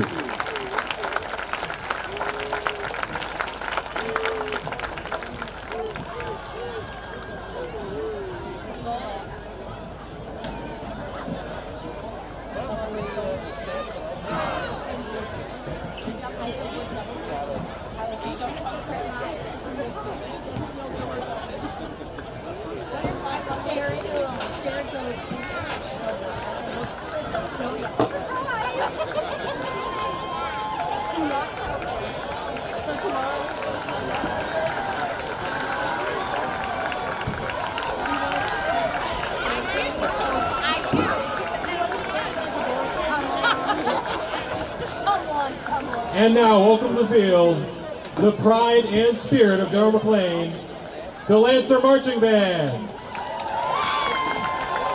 This year presenting the program, Come Together, featuring moments from classic hits by the Beatles, Because, Eleanor Rigby, Blackbird, Yesterday, Come Together, and Hey Jude.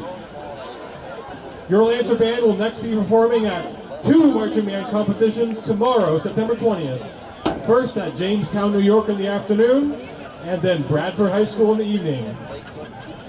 We hope you enjoy Come Together.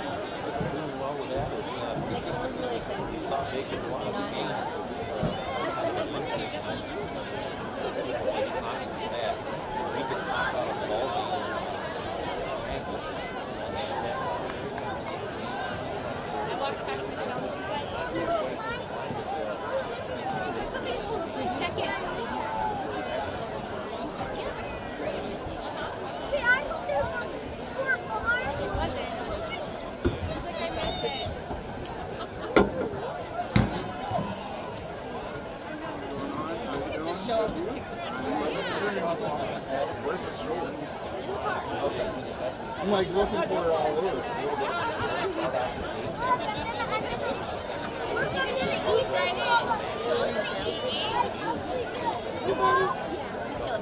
How's he done with the news?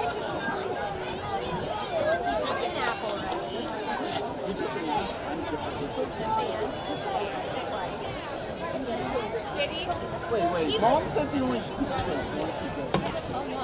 She brought him. It was a mess. It was all over. He's like, he wasn't like, he just felt like there was a lot going on in there. Like he's not.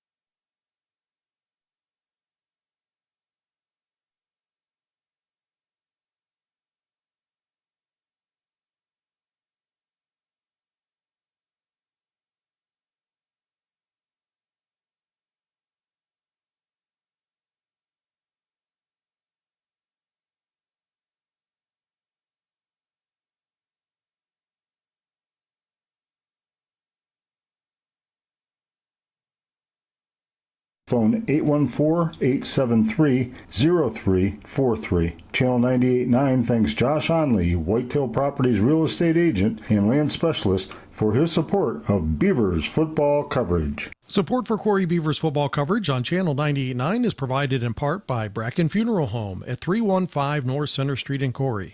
Online at brackenfh.com. Phone 814-664-7735. Bracken Funeral Home wishes the Beavers the best of luck this season. Support for this broadcast of Corry Beavers football play-by-play on Channel 98.9 is provided in part by Stone Audiology at 709 East Columbus Avenue in Corry. Also in Bradford, Northeast Kane, Jamestown, Olean, Belmont, and Chaffee, New York. Phone 814-664-7070. Online at stoneaudiology.com. The Corry Gridiron Club is a proud supporter of Corry Beavers football play-by-play coverage on Channel 98.9. Best of luck this season to the Beavers from the Corry Gridiron Club. Corry Beavers football coverage on Channel 98.9 is brought to you in part by O'Brien's Transmission Service, providing automatic and standard transmission service and parts since 1955.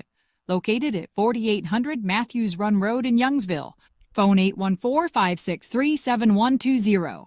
O'Brien's Transmission Service wishes the Beavers the best of luck this season. Corry Beavers football on the Channel 98.9 Corry Federal Credit Union sports stream is sponsored in part by Corry Moose Lodge 98 at 332 East Washington Street. With John Yatsko. Hopefully this is a tale of two halves, John, because we looked really as if we didn't get off the bus yet when we first started. They picked up some momentum in the second half. Big play was the scoop and score by Keaton Fresina to get us on track. And then we added another score late, right before half. Yeah, kind of a weird end to the half there with what went on. Like you said, that scoop and score was kind of a play that looked like really wasn't sure what was happening. Everybody kind of stopped on the play. And, smartly, Keaton Fresina picked it up and just kept running and went in the end zone, and then it turned out to be a touchdown. Right. That's why you play till the whistle blows. Right. Yeah, it was good coaching and great job on Keaton's part. That really kind of flipped the momentum of that game. Now Corry's, scored 12 unanswered points, and here they are with a chance to, get the ball to the start of the second half. You put up some points here, and you're down by 10, and you're back in this game. Right. So here's the kick. McLane's going to kick it off. It bounces at the 5, and it looks like Blake Cook picks it up around the 5. He's back out to the 20, still on his feet to the 25. He gets popped at the 25, and he's going to get knocked out of bounds. So that's the first one. Blake's going to get a chance to return tonight because the McLane kicker has a pretty good leg on him, and he's been putting them in the end zone and making Corry start all their possessions at the 20-yard line. So, right. Finally gets it out to the 25. Well, we want to thank the VFW. They are one of our player profile coaches sponsors along with Coach's Corner. They're located at 1151 Mead Avenue in Corry, and phone number is 664-7150. Thank you, VFW in Corry. Here we go as the Beaver offense takes the field, John. And let's see if the momentum continues to be in our favor. Jack Van Carey at the quarterback. Takes it and runs, and he gets bottled up real quick. Looks like might have got back to I don't think he made it back to the line of scrimmage. Yeah, for those of you just turning in, junior quarterback Jack Van Carey's in to replace an injured Lucas Baker. Looks like he got hurt there in the second quarter. Not exactly sure, but he was over on the sidelines with his shoulder pads off before the end of the half. I'm not sure where he is over there now, but doesn't look like he's going to return for this game. So Jack's stepping up here in this big game and leading the team to their first touchdown. Van Carey throws it, and whoa. It'll be a big-time collision there. Blake Cook is on the turf. It's going to be an injury timeout for Corry. Looks like trainers are coming out to take a look at him. We're going to take a quick break from our sponsors. Support for Channel 98.9 FM comes from Corry VFW Post 264. Check out upcoming events at the VFW on their Facebook page. VFW Post 264 is located at 1151 Mead Avenue in Corry. Phone 814-664-7150. Channel 98.9 FM thanks Corry VFW for their support. Corry Beavers football coverage on Channel 98.9 is provided in part by Corry, hometown rent-own in the Route 6 Plaza, offering appliances, furniture, electronics, cell phones, tires, and more. Rent-own program and cash pricing available. Serving Corry, Union City, Canadota Lake, and Titusville. More info at hometownrto.com. Okay, welcome back as Blake hustles off the field. Looked like he got a stinger in his shoulder there, or arm, and hopefully he's going to be okay and be coming back out. But here come the Beaver offense again. He went for that ball over the middle, and it was kind of a high tackle, and I think he just landed awkwardly on his shoulder. We got trips to the left. And Corry takes the snap, drops back, looking, he's scrambling to his left, he's going to run it. And the ball is pounded loose, and McLane jumps on it. So McLane will take over.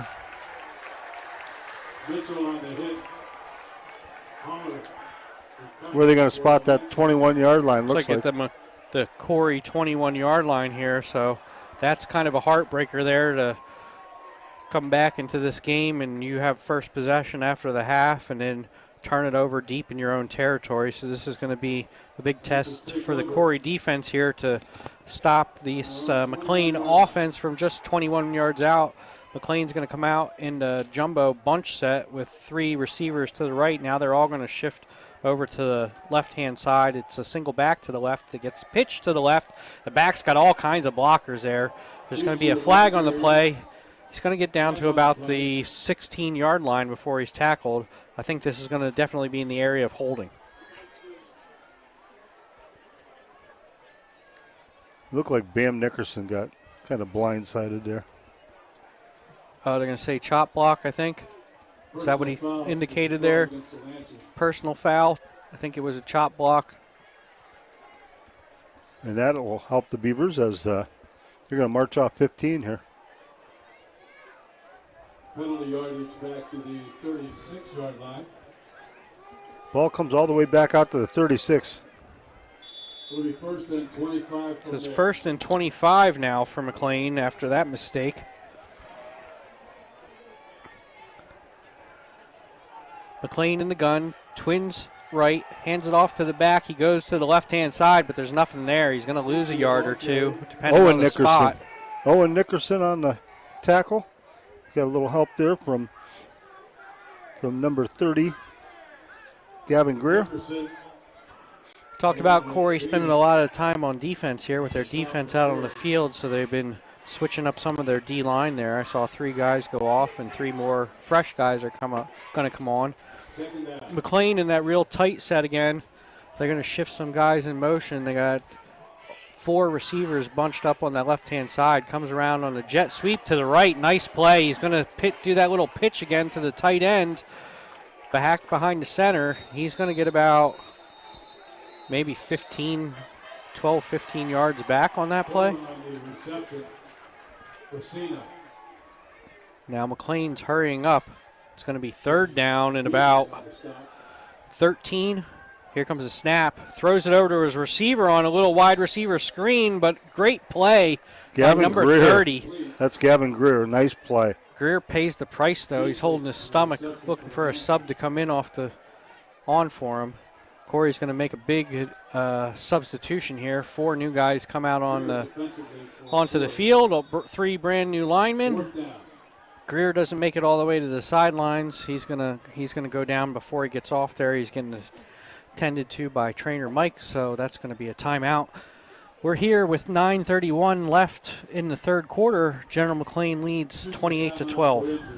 Support for this broadcast is provided by Family Ink Innovations, specializing in screen printing, banners, yard signs, and much more. Located at 319 High Street in Waterford and 104 West Smith Street in Corry.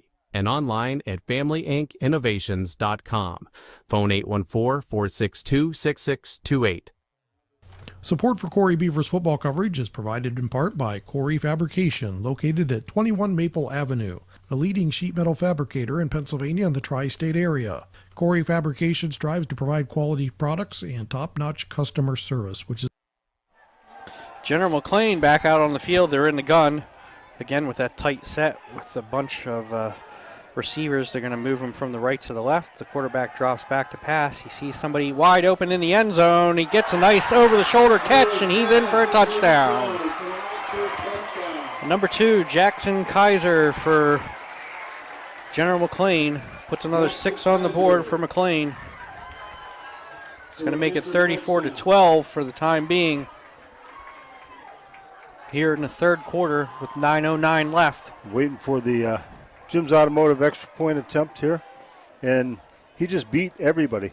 That was just a nice route and a nice pass. So we're waiting for the field goal here. Here's the snap. It's down. The kick is up, and the kick is right down the middle. And it's good, so that's going to make it 34-12 now. So, like I said, kind of a bit of a heartbreaker there that Corry had the momentum, comes back out with the ball and the start to making too many mistakes. This is the halfway point in the season. You have to have those mistakes cleaned up, especially when you know coming in you're playing against a talented football team. So did Blake Cook come back out on the field here? I believe that's him on the left. Yes. Okay, so we got Connor. Blake is back out on the field. Connor Sterling back there for this kick. See if they get a chance to return this one. McLane kicker walking off his steps here. It's a deep line drive all the way about 8 yards into the end zone. So Corry going to take over here at their own 20-yard line. Some whistles. We got a flag. How did we get a flag down there? So there's a flag on the play around the Corry 27-yard line. Did McLane even make it that far down the field by the time that kick went out of the end zone? I don't think so. What is the call here?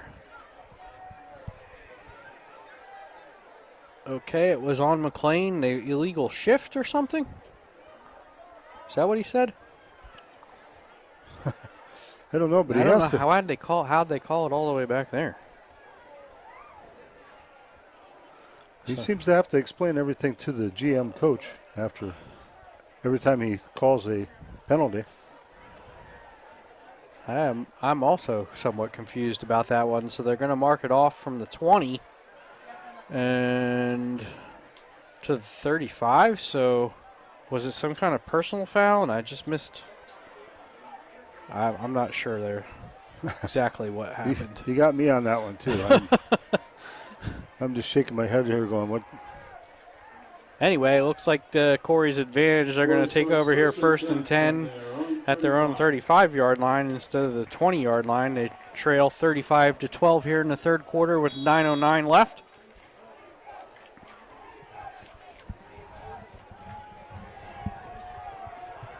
And Corry takes it off the right side himself, and just a design keeper.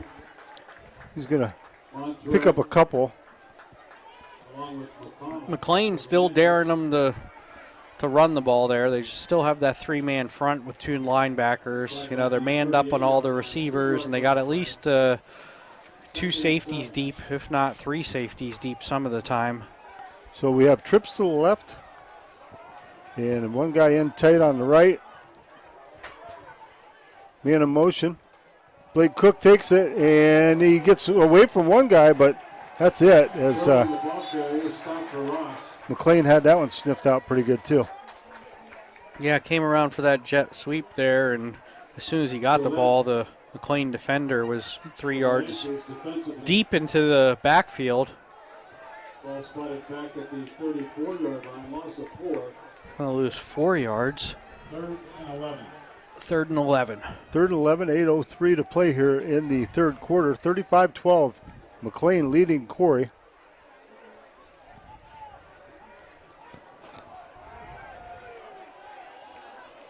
Van Curie takes the snap, drops back, looking. He's got a heavy rush, and he's going to be sacked for a huge loss. Sacked in the backfield. Holler credited with the stop. That was a jailbreak. There wasn't anybody there with Jack Van Curie at all. It's going to make it about 4th and 20 or something. 4th and 21, they're calling it. Okay.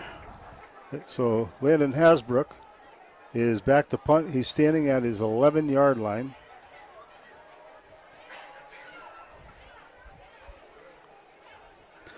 Punt is a low line drive. It's going to hit the ground about the 49.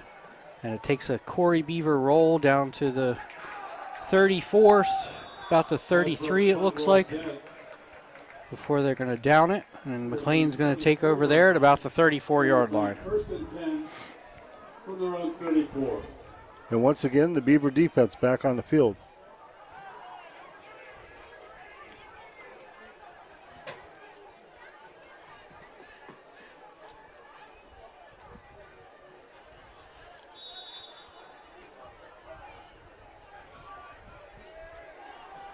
McLane in the gun. They got that double tight end set to the right, twins to the left. Man goes in motion. They run that little pitch play to the tight end again. Up the middle. They ran that very effective all night long. And they have to be averaging 6-7 yards every time they run it, John. Yeah, so the tight end will just come basically down the back of the line there to right about where the center was, and the quarterback will just give him a little shovel pass. McLane in the gun again.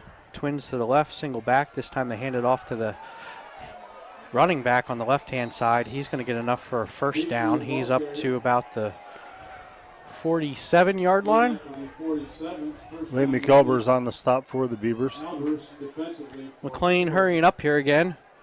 Already up to the line, looking to the sidelines for the play, checking their wristbands. Takes a snap, hands it off to the back. He goes up the middle, nothing there. He's maybe gets back to the line of scrimmage. Looks like it might be a 1-yard loss. Carson Braswell on the stop for the Beavers. Second and 10. Time's ticking, 5:50 to go here in the third quarter. 35-12, Beavers trailing.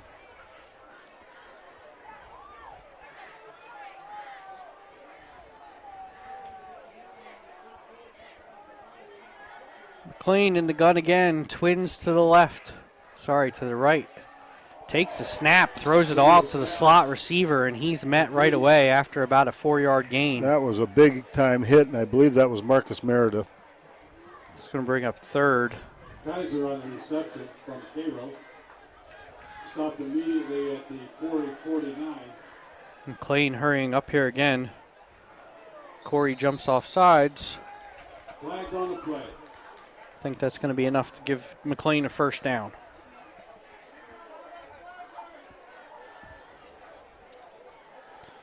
Nope, going to bring up a 3rd and 1.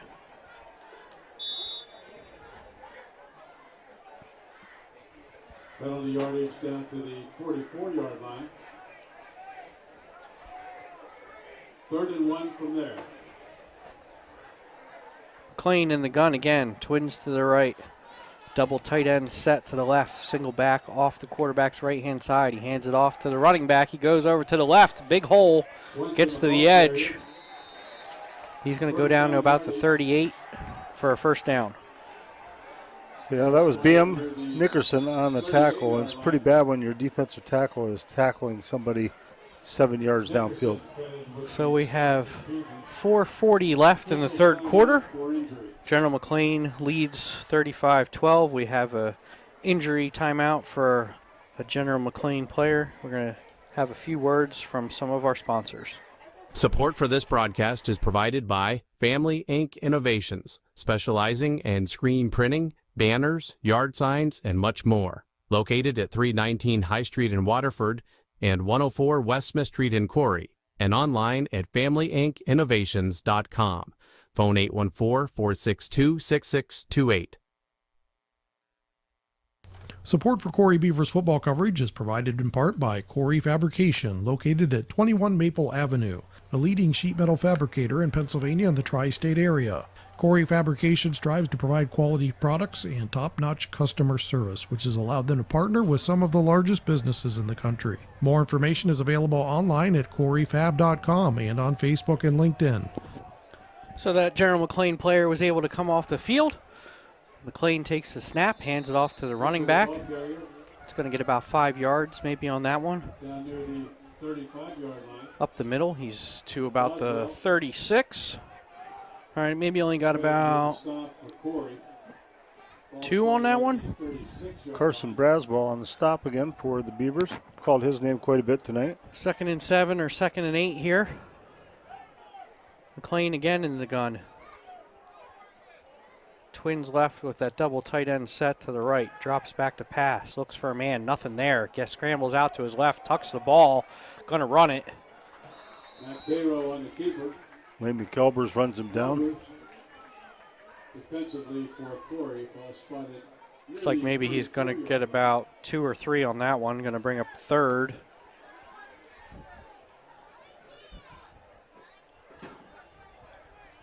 Third and 6, we're going to call it. Need a big stop here from the Corry defense again. General McLane taking their time now, getting the play in from the sidelines.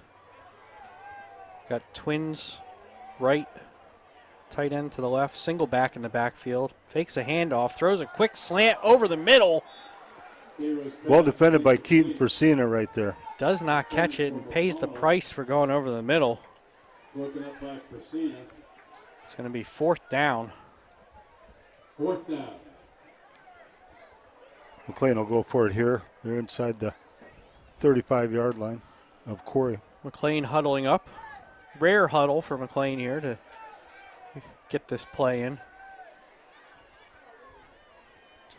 I'd look for something interesting here. Maybe something that we haven't seen yet tonight. A little trickery maybe. Spend an extra long time in the huddle. Yeah. Calling a play. Oh, they quick snapped it. Silent snap. Drops back to pass. Man is wide open to the right sidelines, down by a 10-yard line, and he tight ropes in for a touchdown. So that quick play caught Corry off guard. And McLean puts up another 6 points. It's now 41-12 in favor of the Lancers. 2:50 to play in the third quarter. McLean going for 2 now from the shotgun. Hands it off to the running back. Absolutely nothing there. Jim's Automotive extra point attempt fails. And 2:40 to play here. Oh, they said he didn't score. They said he didn't score. Oh, he was out at the 6-yard line, so they tried to run a play there quickly. Second goal from the 6. Drops back, throws a little pass out to the left-hand flat. Corry misses a tackle, and he's going to go in for a touchdown. We had a guy there that just whiffed on a tackle, but he had him for a loss, and he just couldn't get. Now that's going to make it 41-12. I wondered why they were going for 2. I could have thought he had put his hands up there for a touchdown over there on that side. But now they're going to come out in field goal formation for the Jim's Automotive extra point. We're down to 2:14 here left in the second quarter. It's down and the kick is up. Right down the middle. It's going to make it 42-12. Corry now trailing by 30 here with 2:14 left in the third quarter. Support for Corry Beavers football on the channel 98.9 Corry Federal Credit Union Sports Stream is provided by Fox Family Insurance, your local team of experts for all things Medicare, helping you through the Medicare maze, whether you are still working, already retired, or planning your retirement. Beth and Patty at Fox Family Insurance can help with all your Medicare plan options. Located at the Corry Jamestown Credit Union building on North Center Street in Corry. Channel 98.9 thanks Fox Family Insurance for their support. Corry Beavers football coverage is brought to you on Channel 98.9 by Jim's Automotive, located at 13250 Route 6 in Corry. Phone 814-664-9602. Offering a full line of auto parts, propane filling, and more, Jim's Automotive wants to wish the best of luck to the Beavers this season. Here we go as GM kicks off and booms one through the uprights. That one is about another 8 or 9 yards into the end zone. So the Beavers will take over 1st and 10 from the 20. 2:14 to play here in the third quarter, 42-12 Beavers trailing, and John, they need to make this look respectable and get that offense on track. They've not been able to do it. Unfortunately, our starting quarterback, Lucas Baker, got knocked out of the game in the first half, replaced by junior Jack Van Carey, and Jack's trying his very best, but it's not his natural position anymore. He did play some middle school quarterback and a little bit in JV, but yeah, he's holding his own back there. He's getting a lot of pressure. Like I said, they have basically this prevent defense out there at this time. There's a pass that's completed, and pretty decent gain right there. Van Carey's pass complete. Sterling on the reception. Connor Sterling caught the ball and got upfield for a gain of 9, they're going to call it. Second and short. Got trips to the right. Van Carey takes it. He's going to run it himself. He's got the first down. He's got some room to run. And Van Carey gets over the 40 for the Beaver first down. Nice run there. That was a nice 12-yard run. Van Carey showing the speed there. He got about 5-6 yards down the field and looked like he kicked it into another gear. Again, like I said, you got this 3-man rush and you got those all these DBs and linebackers dropping deep. I think you're going to have to keep doing that, little draws or something until you get them. Okay, we got trips to the right, man in motion. Low snap, but Jack somehow managed to scoop it up and get some forward progress. Picks up a couple. Yeah, it's definitely a busted play. Messed up the timing. I'm not sure if that was supposed to be a jet sweep or at least a fake jet sweep, and none of that stuff happened.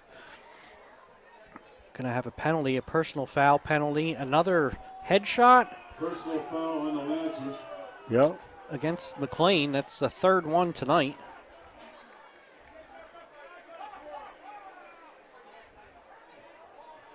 We're really going to have to look that one up because it's happened 3 times tonight.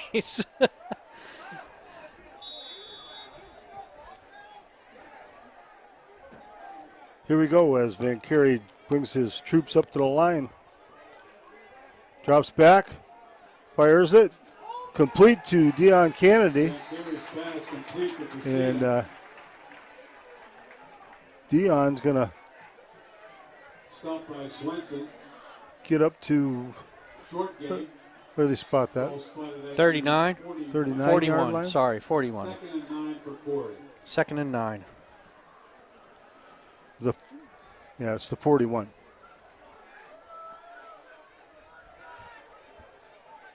Van Carey takes it. Going to take it himself. He goes off the right side. Got room to run. Jack's still fighting for yardage there. Looks like he's going to be get close to enough the for a first down. Yep. Yeah, and I like to see that play. Like I said, you just have those 3 down linemen. Everybody else is dropping back in coverage. Let him run down. it. Let him run it. They give us the first down, and John McLane 32-yard line. Beavers looking over for the play. It's going to be the end of the third quarter. It's going to make it 42-12 here. Corry trails General McLane. Support for this broadcast is provided by Family Ink Innovations, specializing in screen printing, banners, yard signs, and much more. Located at 319 High Street in Waterford and 104 West Smith Street in Corry, and online at FamilyInkInnovations.com. Phone 814-462-6628. Support for Channel 98.9 FM comes from Corry VFW Post 264. Check out upcoming events at the VFW on their Facebook page. VFW Post 264 is located at 1151 Mead Avenue in Corry. Phone 814-664-7150. Channel 98.9 FM thanks Corry VFW for their support. Corry Beavers football coverage on Channel 98.9 is provided in part by Corry, hometown rent-own in the Route 6 Plaza, offering appliances, furniture, electronics, cell phones, tires, and more. Rent-own program and cash pricing available. Serving Corry, Union City, Canadota Lake, and Titusville. More info at hometownrto.com. Okay, welcome back as Corry takes over here at the 32-yard line. Then Carey takes it, drops back. He fires a pass to Persina. It's intercepted. It was intended for Keaton Persina. He underthrew it, and GM comes up with an interception. And that's just one of those three safeties that's just been playing basically. They got a right fielder, a left fielder, and a center fielder out there that are just dropping back a good 20 yards or just keeping everybody in front of them. And, you know, I don't think Jack saw him back there. And like you said, it was a little underthrown. Easy interception for McLane. Unfortunate, but, you know, that. So here we are in the fourth quarter. I can't tell if McLane still has their starting quarterback out there or not. They're going to hand it off to the left-hand side. Yep, it's still Matt Caro in there, number 15. So I thought maybe we'd start to see some JV players from each side trickle in as this game's pretty much at hand now for McLane as the clock ticks down to 11:30 and they lead by 30 points, 42-12. McLane in the gun. They got trips to the right in a tight bunch. Drops back to pass, rolls out to his right, throws out to a man in the flat. And he's going to go down for about 15, 17 yards for a first down, all the way into Corry territory at Corry's 46-yard line. So first down for McLane. Apparently McLane not done scoring here. Still on the offensive attack. Maybe they want to get to that running clock. Yeah, that McLane in the gun, sends a man in the motion from right to left, takes a snap. It's going to be a keeper, but Corry's all over him. It's going to be about a 3-yard loss.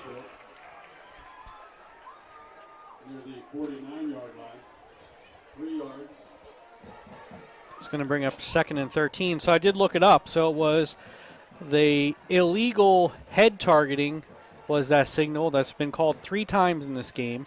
I'm not sure that we've seen that in any other game this season, but I mean, it could be a thing that they've, you know, they go back and they watch the film and stuff, District 10 officials, and maybe that's something they want them to look at for more in the games. Right. McLane takes the snap again and hands it off, and nothing there. Looks like another 2 or 3 yard loss. Number 76 on a stop for the Beavers. Well, McLane going in the wrong direction here. It's going to be about 3rd and 16. Call it 3rd and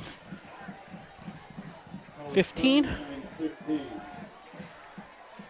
McLane taking their time, getting the call in. In the shotgun, trips left. Single back, goes in motion out into the flat. So empty set. Looked like didn't know exactly what I was doing there. Throws it over to a slot man, big number 11. He's rumbling and stumbling all the way down to about the 15-yard line before Corry's able to stop him. Looks like number 4 out there. Tucker Jackson's coming up a little slow. Yeah, a little shaken up on that play. But McLane converts again on a big 3rd and 15. It's now 1st and goal.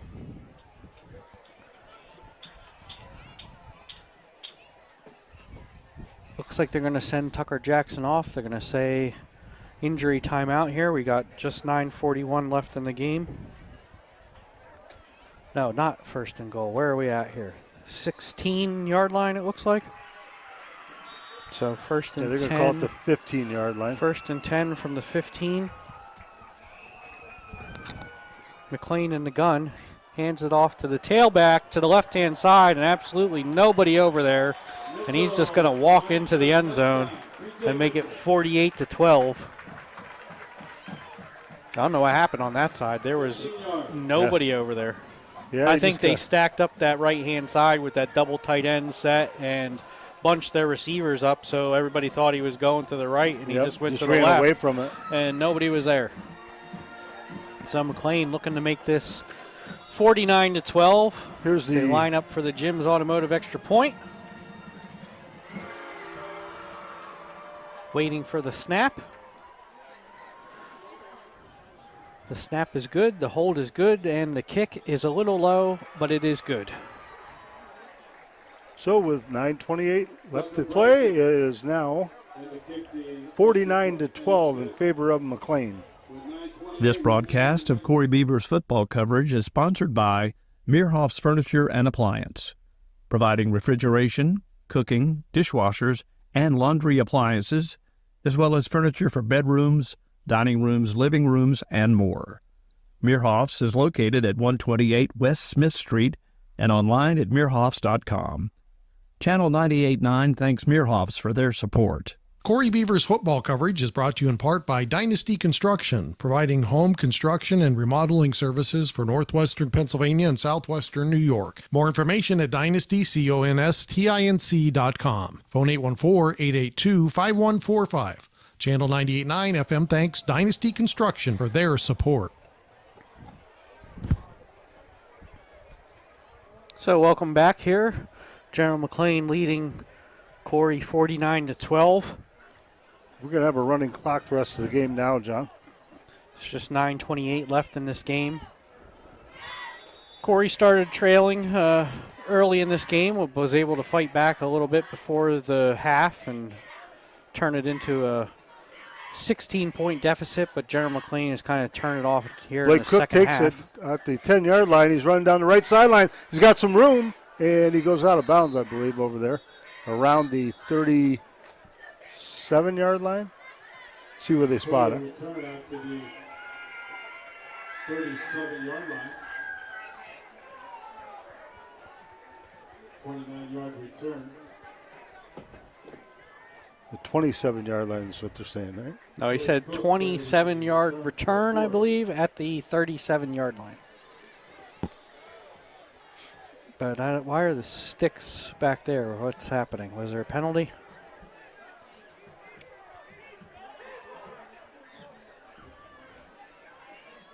Okay, it looks like there was a penalty. I didn't see what it was, but they're marching it off. Well, Corry's going to start at their own 17-yard line instead of the whatever it was. All right, well, Jack Van Carey set to take the snap. He's got trips to the left.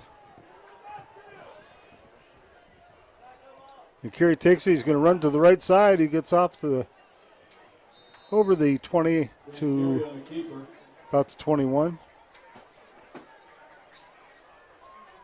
It's going to be a gain of about 5.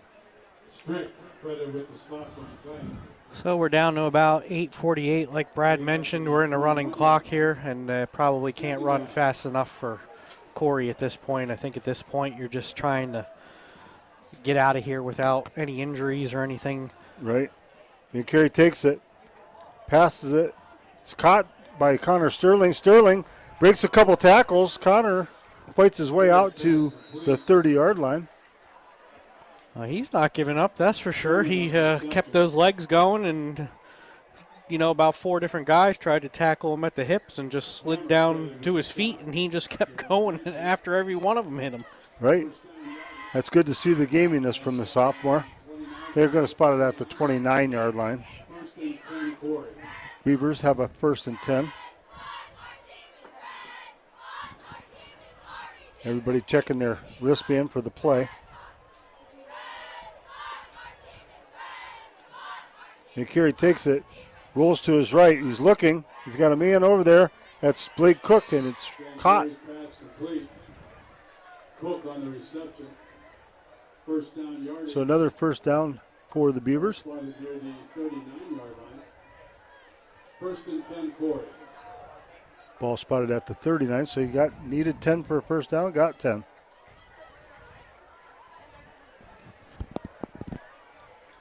Corry taking their time here, getting getting the play in, checking their wristbands. Down to 7:15. Carey takes it. Throws another quick pass out to the right side. That's Blake Cook. And he fumbled it, I believe. Maybe he recovered.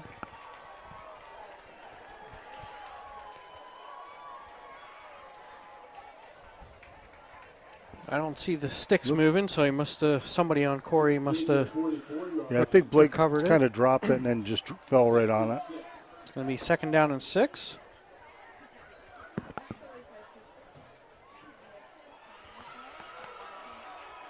There's the snap. Handoff to Connor Sterling. Sterling off the left side. Gets to the 50-yard line before getting shoved back. Started the ball carrier. First down yardage out near midfield.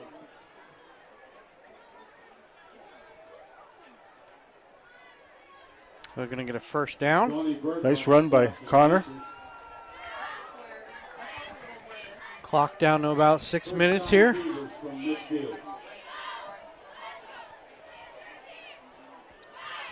Got Twins to the left, single receiver right. Hand off to Sterling again. Connor off the left side, got room to run. Connor bounces off one guy and gets across the 45 down to the 44. So a gain of 6. Good hard running by Connor Sterling.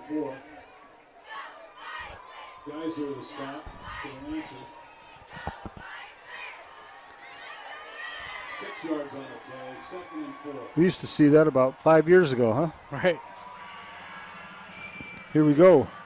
Everybody checking the wristbands. Make sure they're all on the same page. So Connor moves up as a receiver, and Lane McElber steps back in. Quick pass out to the right to Blake Cook. Blake makes a couple guys miss, and he's going to go out of bounds about the 38-yard line. So another first down.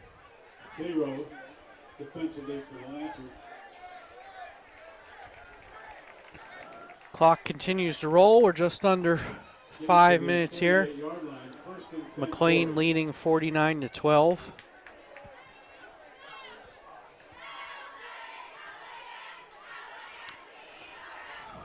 And Carey takes it, looking to pass. He's rolling to his left. Still looking, cuts it back. And he's going to take a loss on the play. Yeah, just absolutely nobody open on that one. Everybody was manned up with the safety help. Couldn't find anybody. Had a little bit of time, but just nobody was able to get open on any of those routes there.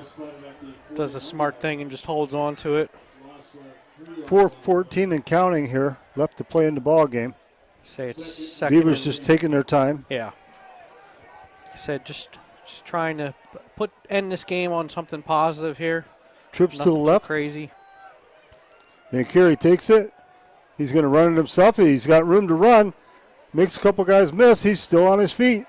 And he lowers his shoulder and makes the guy pay for trying to tackle him there. And he has a first down. Yeah, nice move there out in the open field to make that one guy miss. If he would have tackled him there, it wouldn't have been quite enough for a first down, but makes a nice inside cut, outside cut, and gets another 5 yards for the first down. Yeah, Jack doesn't mind the contact. He's just soon lower his shoulder and run somebody over. Got Twins to the left, single receiver right. Now we have Twins on both sides. Man in motion. Connor Sterling takes it. Connor takes it off the left side. Wasn't really much going. Didn't fool anybody on that. They were just kind of waiting for him. Short game. Burt and Sharp. Ball spotted at the 25. Give him about 2 on that one, maybe? Yeah. 2nd and 8. Yeah. Down to 2:50 here in the game. Trips to the right. Then Carey takes it. He's going to run it himself. Goes up the middle. Going to get about 3. Bring up 3rd and 5. Near the 22-yard line. Burt credited with the stop for the Lancers. So we'll do a quick wrap up when this is over, John. Get it over and done with here. Not a whole lot to say about this game. No. This is one that we're glad it's not a region game. McCary takes it, rolls right, looking. He's got a guy on him, and he takes off, and he makes something out of nothing. He gets about 4 yards on that. Well, they're going to get a face mask penalty on there. That's going to be a 15-yarder, and it's going to be a first down for Corry.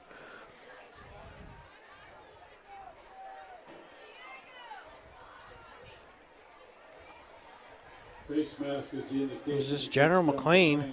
Not really. It was not really dirty plays, but a ton of personal fouls tonight. Right. Yeah, they're not playing dirty football. Right. They're just playing hard. Right. Some of the things they're just not allowed to do. Right. Here's trips to the left. McCary takes it, rolls to his left. He's looking, fires it, and it's dropped. Yeah, I think he ended up 2 guys in the same spot there. You had Keaton Frasina kind of in the corner of the end zone, and Blake Cook came streaking across to that side, and they both ended up kind of in the same place there. So you had 2 receivers and 3 defenders, and nobody was able to come down with the ball. It's going to make it 2nd and 10. So 120 and counting, and 49-12 is the score. Jack takes it, goes off to right, cuts back towards the middle, and he's into the end zone for the touchdown. So that'll make it 49-18 with the extra point attempt.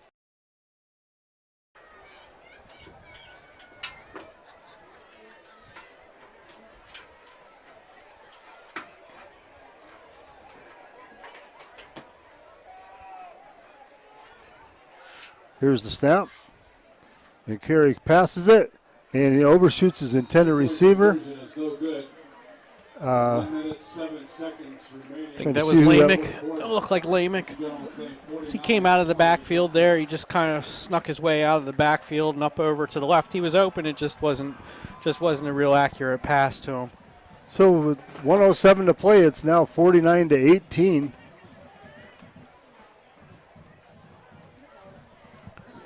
So we're going to have to, I think you're going to put this one behind us here. Right. Got to come up with a player of the game, Crowdy Chevrolet player of the game here yet. Yeah, I was already thinking it's probably going to be co-players. Well, on one big offensive play and one big defensive play. Yeah. And then again, I mean, you have to give Jack Van Curie a lot of credit. Yeah, well, for sure. I mean, he did have 1 touchdown pass. Mm-hmm. You know, so I think he would be our offensive player of the game, and you got to give even though it wasn't necessarily an offensive play, you got to kind of give a hats off to Keaton Frasina there on picking up that scoop and score, especially on a play that I think even I was confused by, that the play was continuing on. So really, it was just a good head on his shoulders there to pick that thing up and just keep running into the end zone until the whistle blew. Right.